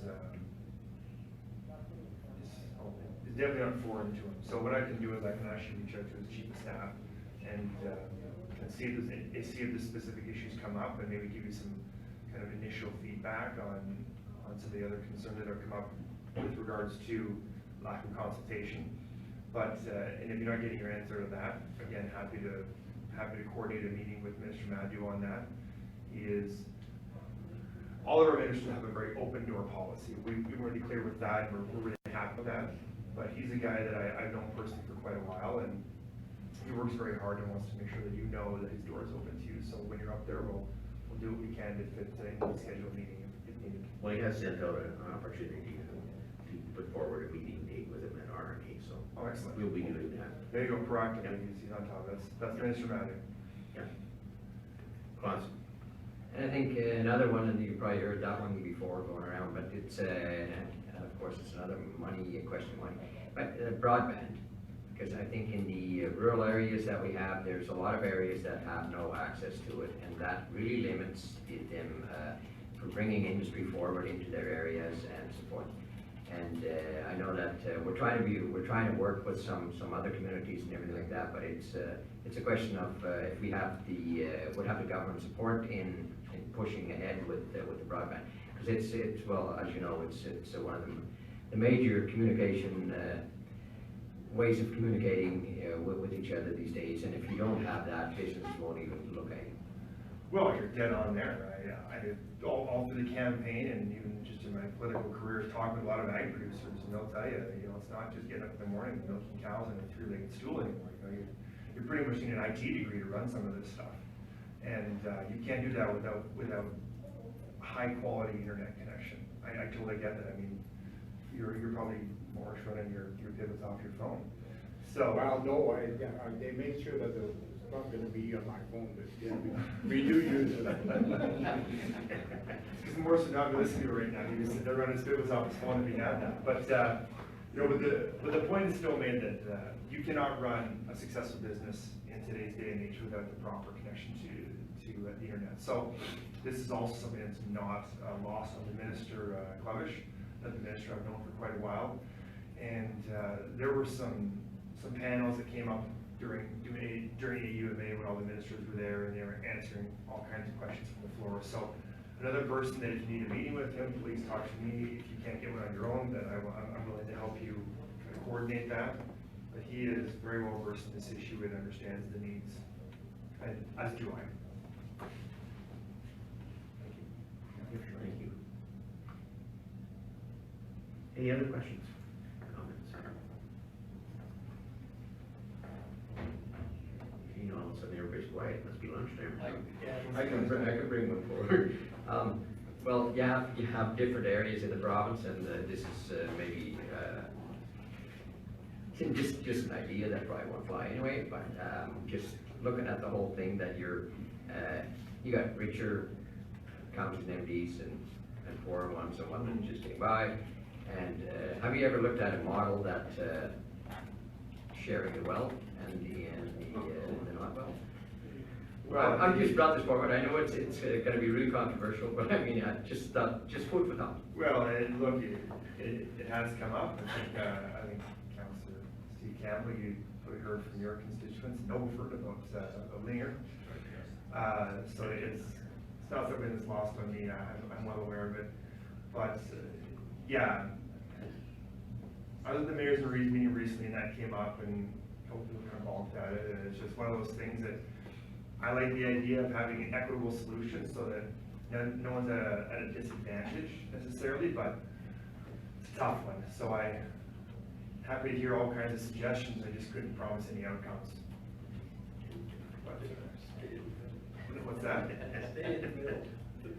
Well, see, this is the thing. I'm in a unique position like some other MLAs where my constituency has several counties, several towns, a number of school districts, even culturally and economically vastly different needs from north and south, east to west. And if you see my constituency, you'll know that. I look at it as an opportunity. Some people might look at it as a disadvantage. I see it as an opportunity, but what this person here needs, or this town needs, this county needs right next door, you might be completely against it. So, not so much politically trying to stay in the middle as I'm trying to serve as many masters as possible. And as it stands, I got about 40,000 of them. So, I always have this model, like, you have to ask. You have to ask. It's how I got my wife to marry me. I had to ask her, She doesn't read minds, and heaven knows I don't. But the truth is, you have to ask, and if you don't, then I don't know what's on your mind. And so, happy to entertain the idea, happy to entertain suggestions, but with regards to that specifically, I'd be in a very tough position to give you any answers. I realize that. Yeah. Fair enough. Any other questions? Dory? Thank you, Mr. Chairman. I think we've kind of addressed some of the concerns that we have and some of the challenges that are facing us as a municipality. I know you've touched on obviously the economic position that the province is in. What, in your perspective, for the remainder of your term, what are other challenges that you see coming forward? And I assume challenges that, like you said, our constituents are the same. What do you see as challenges that might be shared by both of us moving forward? Well, that's a great question. I think it really comes down to adapting to the new normal and what that will look like. Everyone's gonna have needs, and, you know, we all say, you know, we wanna do this, but don't touch that, right? And that's how it's gonna be across the board. And so I think that once the budget comes out and we see what the new normal is, I think we're all gonna share the same concerns of how do we adapt to this? You know, where do we make adjustments? And where do we find new opportunities? Because the process, or really the general direction we try to take as a government, is that cuts aren't the best option. And neither is taxing it, it's incentivizing, right? How do we incentivize businesses and towns and counties to find new opportunities? And in the last 3-4 months, I've heard some pretty cool ideas from towns about, hey, you know what? If you remove this regulation, we can attract this business to come here, or, you know, if you help us with this, we can add 200 jobs or something. So, you know, that would be I think the concerns we all share, is how do we get creative? Because if we can get creative with our current state of affairs, we can find new opportunities to attract investment, to incentivize businesses to come to Alberta, to stay in Alberta, to grow in Alberta, and have an Alberta first mentality. And that's really where I think, being a bit long-winded here, but I think that's really where we're gonna have to come together here. I'm seeing in politics, there's gonna be some of that division, and you're gonna do this, and you're gonna hurt us here. I think we need to come together and say, look, we're all in this together. No one is trying to punitively punish one county or one town or one part of the province over the other. It's just saying, we are fiscally in a very difficult spot. And it's unfair for me to take a credit card and spend it frivolously and then expect my kids to pay it off. And that's, you know, what has happened the last couple of years. I do believe that the previous government was well-intending. I really do. I think they're good people. But I think politically they've been misguided as to how to get to where we need to go. And so I have no problem talking with them and trying to find solutions as well. But I think that's really what we're looking at, is how do we come together and adapt to what the new normal will be. Because we have a great province with some great resources and great people. And we need to find the best way to utilize that. So with that, gentlemen, unfortunately I have to run back down to Carson for a meeting. But if you have any other questions, I'm happy to take them. Please contact my office. And just before I leave, I just want to recap what we talked about just quickly. So we talked a lot about the protein supercluster production and the joint project with Coaldale, supporting with infrastructure for all major ag producers. And talked about water, the need for more water licenses, both potable water that could be turned into potable water, MSI, and of course ICS.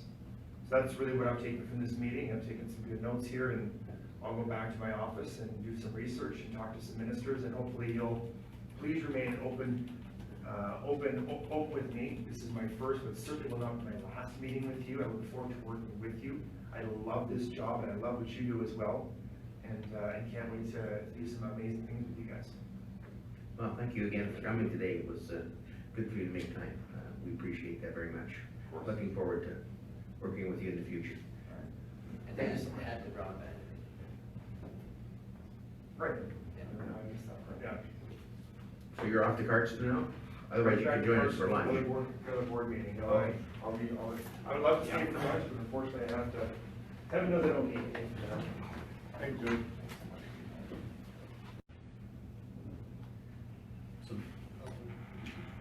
Ken, moving attendance, a recommendation?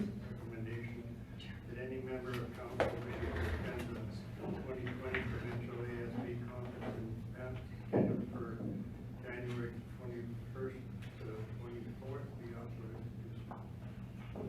Any discussion? Tori? Thank you, Mr. Chairman. I think just going back to what we kind of touched on earlier, we are going to be facing some financial constraints as a municipality as we get into budget time. And I think that we as a council also have to look at that and what we can do to help with that. I look at the numbers that are laid out here, and for 7 people to attend a conference like this, it's a substantial cost. It's well north of $15,000.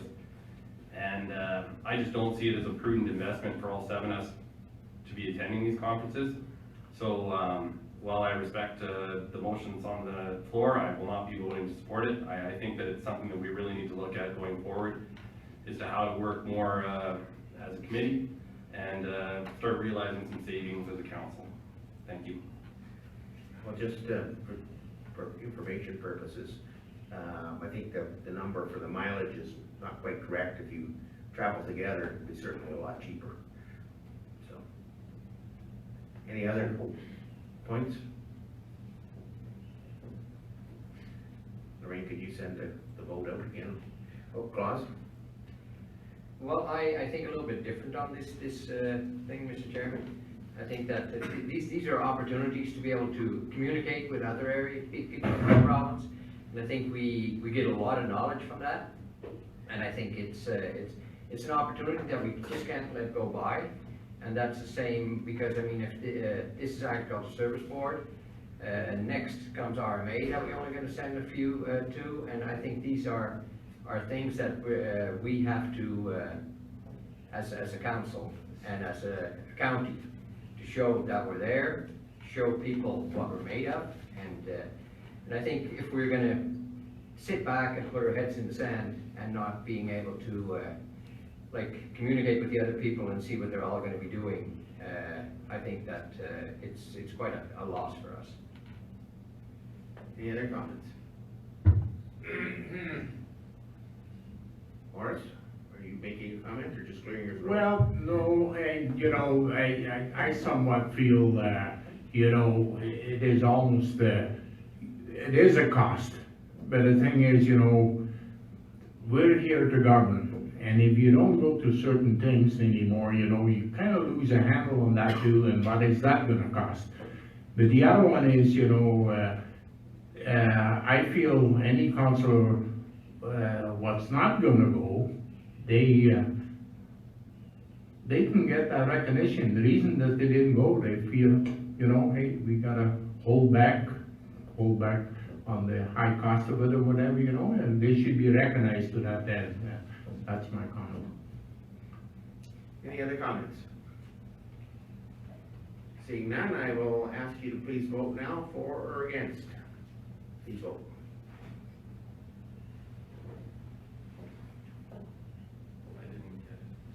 Oh, there's a little green thing at the bottom, Tori, it says to bring it back up again. Only if it first appeared though. Where do you have that? It might take a while. That's, there's a little green thing at the bottom. Mine got lost too, but there's a little green strip coming across the bottom. Well, I'll just take your vote.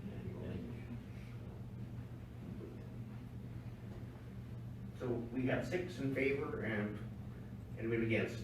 Okay, it is carried. Thank you. Okay, let's do I-2, and that is the South Region Conference. Okay, thank you, Mr. Chairman. There's a South Region is hosting a conference or a one-day session for the Ag Service Board in Hannah, coming up here, Hannah Hills Community Center, within Hannah. This has been budgeted for in the 2019 budget for council members to attend these. Just a little bit of background on that is contained within the minutes or within the summary here. And we will require a recommendation from council.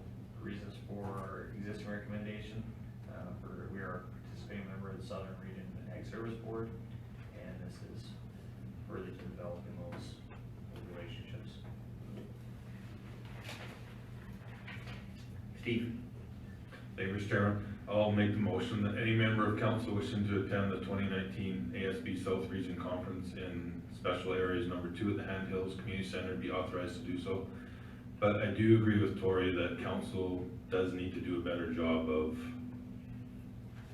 picking what we do go to. We don't all have to attend every conference that's out there. We need to do a better job of saving money. It starts at the top, and I think that needs to be a budget discussion that we can look at in the next couple of months. Any other discussion? Can you put the question up for me?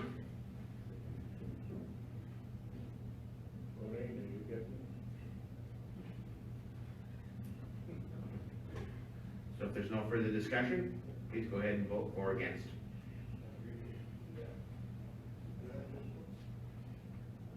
And it is carried. Let's move down to corporate services. K1 is business tax levy.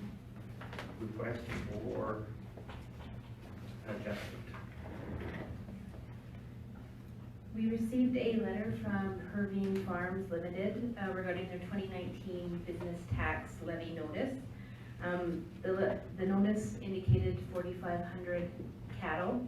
I can't recall it, that works out in animal units, about 4,091 animal units in the amount of $10,227 and change.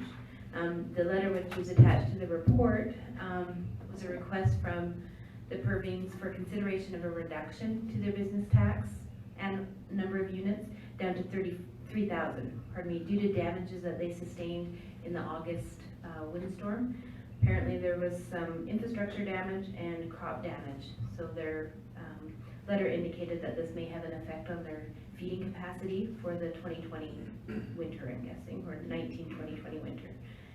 At this time, administration has recommended that this request be denied, mostly because there is a bylaw in place that indicates how adjustments can be done to the business tax. Additionally, assessments, which this is similar to, are usually a year behind or issued by December 31st. And at that time, Les Whitfield did speak with Mr. Purvine. He indicated that he did have 45 head of cattle, but on December 31st and into January of 2019. So that's why we brought forward this recommendation. If an adjustment were to be made, it would reduce the revenues or the animal unit cost down to about $6,618 from the $10,227 that was levied. So it's a significant change in what was levied. It's about $4,000. Just under 4,000, I guess. So I don't know if there's any further questions with regards to this request. Morris?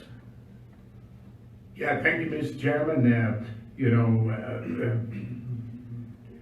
It was not just some damage, it was unbelievable, severe damage that from Emily had occurred through that storm. However, the question is, like, that the business tax, that it always goes 1 year back, right, from the numbers you have.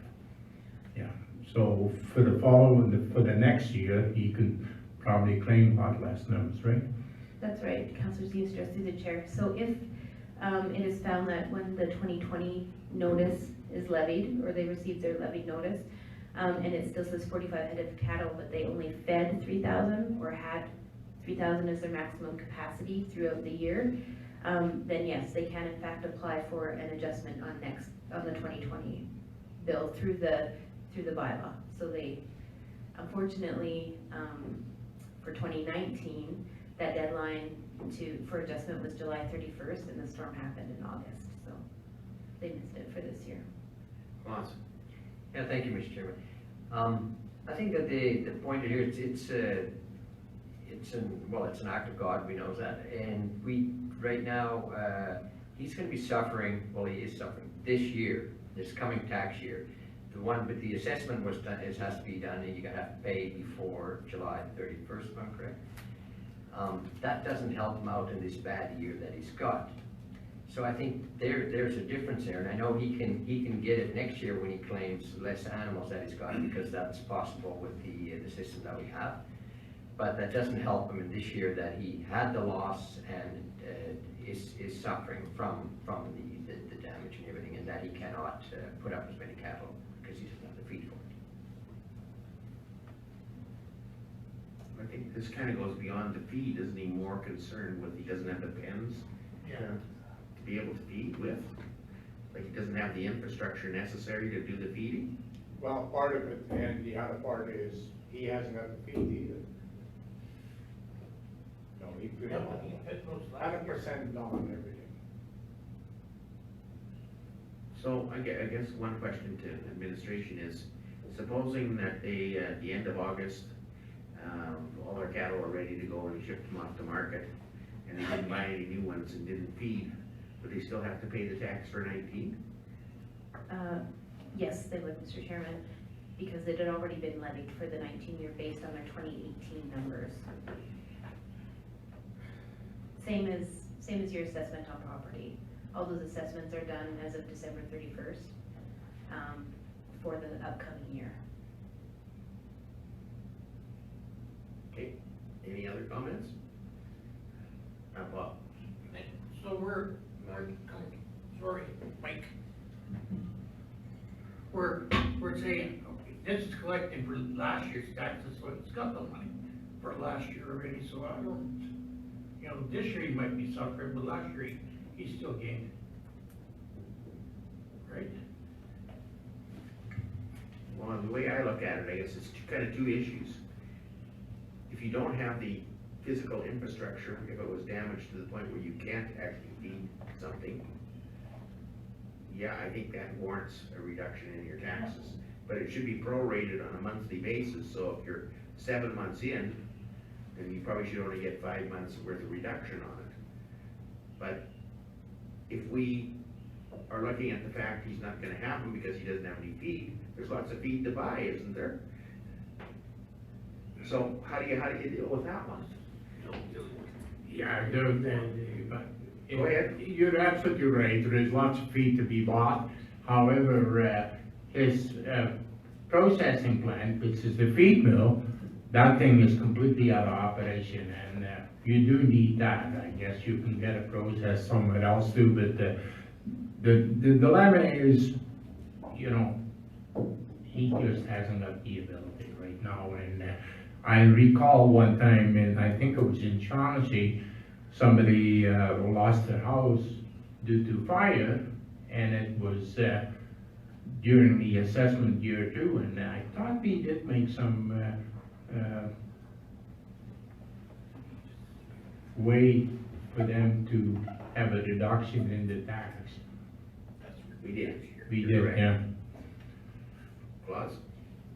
Well, Mr. Chairman, I think that, you know, because he can't do all this kind of stuff and like his infrastructure's gone, he's gonna put less of a burden on our infrastructure because he's not gonna have those numbers come in. He's not gonna have the grain come in, he's not gonna have the animals come in and out.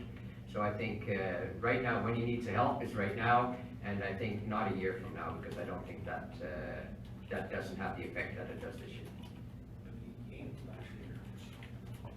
So he doesn't, he's not feeding any cattle now? Well, he's gonna have that reduction this year, this cattle year, this tax year. I thought the mill was for last year. And, well, I'm talking about, this is from July 31 till July 31, 2020, right? Yeah. So that's in the time that he's not gonna have it. Oh, but this is, yeah, this is last year's 2019 date, wasn't it? This is the 2019 business tax levy that we're discussing, Yeah. but the assessment is based on the 2018 numbers, Yeah. what capacity they had then. Yeah. I don't think he's looking for, to have zero cattle, from what I understood from his letter. He just wants a reduction from 4,500 to 3,000 That's for this year's tax rate, on 2019's levy, yes. but on last year's.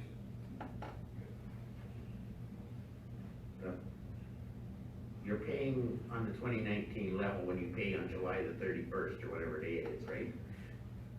It goes into the 2019 revenues, yes. That's what we're basing it on. So if the damage occurs in 19,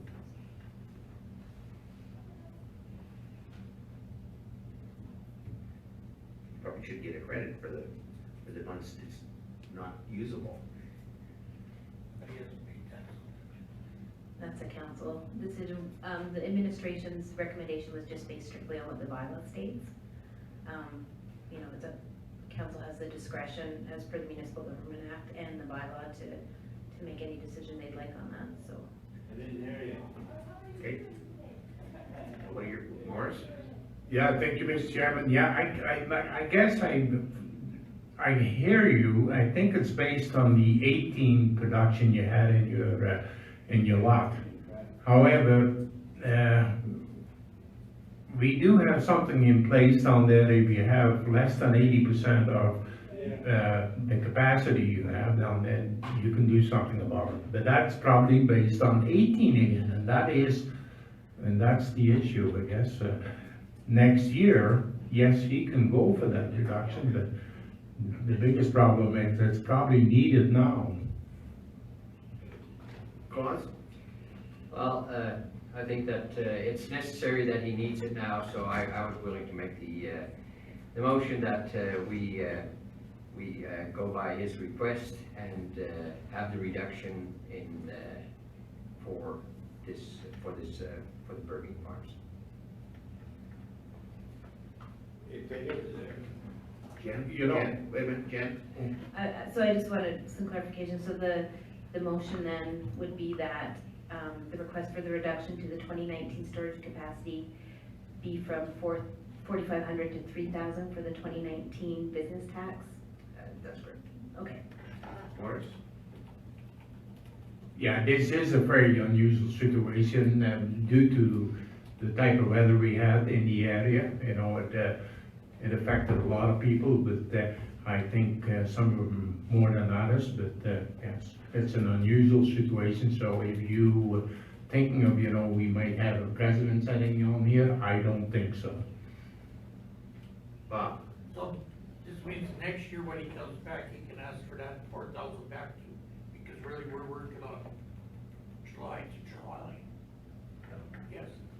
So my understanding, and Les isn't here to clarify, but my understanding is when we levy those business tax notices, it's based on the NRC, is that correct acronym? Numbers. So if in fact he receives his notice in 2020 and it's still at 45 head, he will have until the deadline to submit an amendment for the 2020 year as well. If he doesn't have that capacity throughout the year. Yeah, well, he had it till August. Yeah. But I'm just thinking, we're just talking about this situation, this tax year that we're talking about, and we're not, but next year, that's a different story. Yes, correct. We've only levied the 2019 tax levy, business tax levy, so that's the only one that he can come forward with at this time. Okay, any further discussion? Do we have the motion up, Lorraine? So let me get this correct. We're voting on, So we're voting on a reduction from 4,400 head to 3,000. 40, it should be 45 head of beef, yeah. and so that's last year's. Yeah. Right, and that expired on the 1st of July. The opportunity to come forward with an amendment expired on July 31st, yes. Well, I think the big thing is that he had the head until the storm. So technically, if it's a year to year, say July 31st to July 31st, he may or may not have the full one for next year, so. Yeah. But he's already 7 months, kind of almost a year into the thing. Anyway, will you vote however you please? Is there any more questions? Claus? I think that he also, if I'm not mistaken, I can't say that I know that exactly, but I thought that he only fills up once a year. No? He is low certain times when it's, he's turnover as well. Is there any further discussion? Seeing none, I'm going to ask you to vote, please, for or against.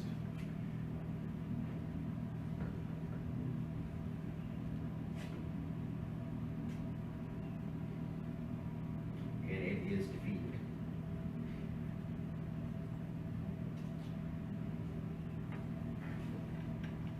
So do you need a motion that would be positive one, like to go with your recommendation, say, Barry?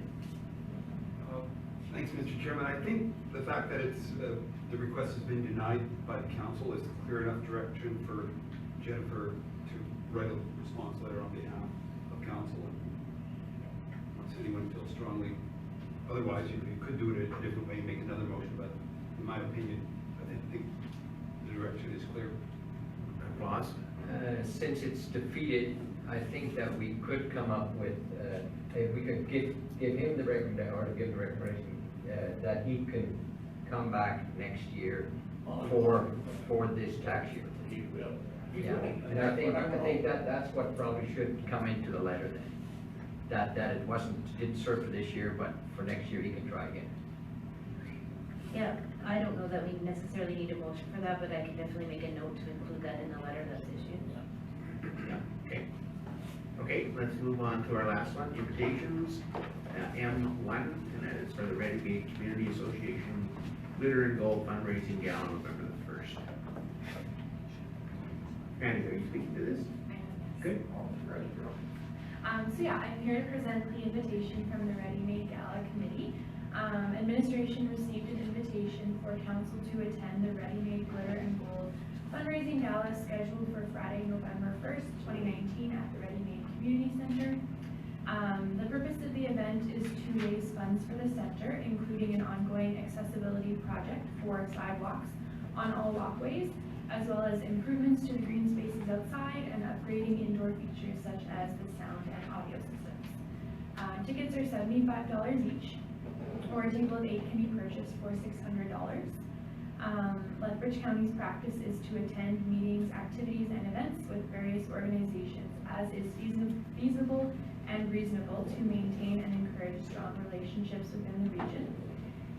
So the recommendation I'm bringing forward today is that any member of council wishing to attend the Ready Made Glitter and Gold fundraising gala scheduled for Friday, November 1st, 2019 at the Ready Made Community Center be authorized to do so. Thank you. Any discussion?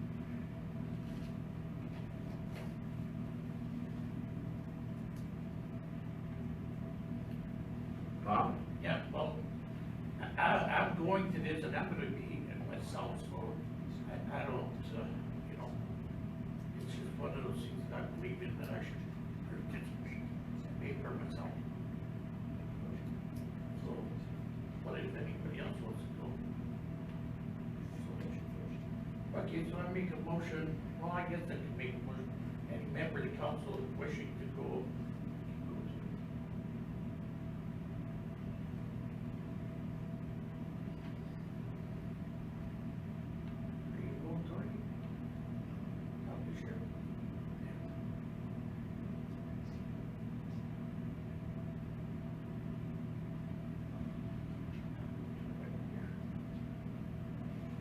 Any discussion on the motion?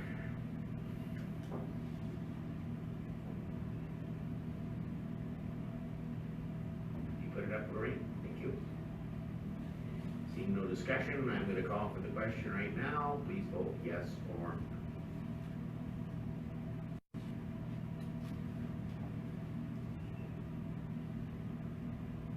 and it is carried.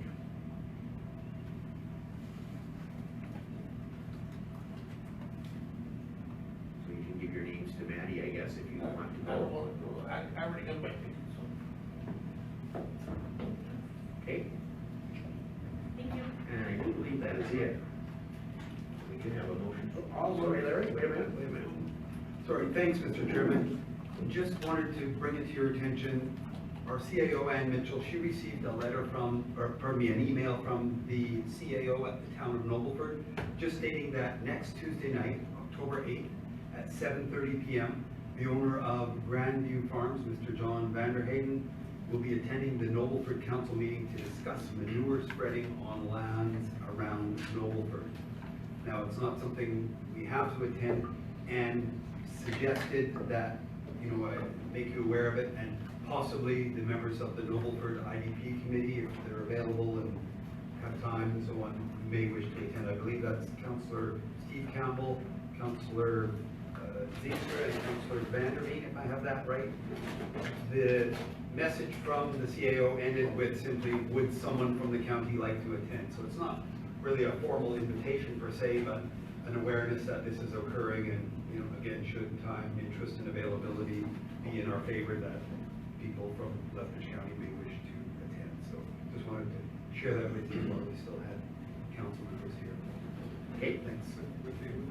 Tuesday, October 8th, 7:30 PM.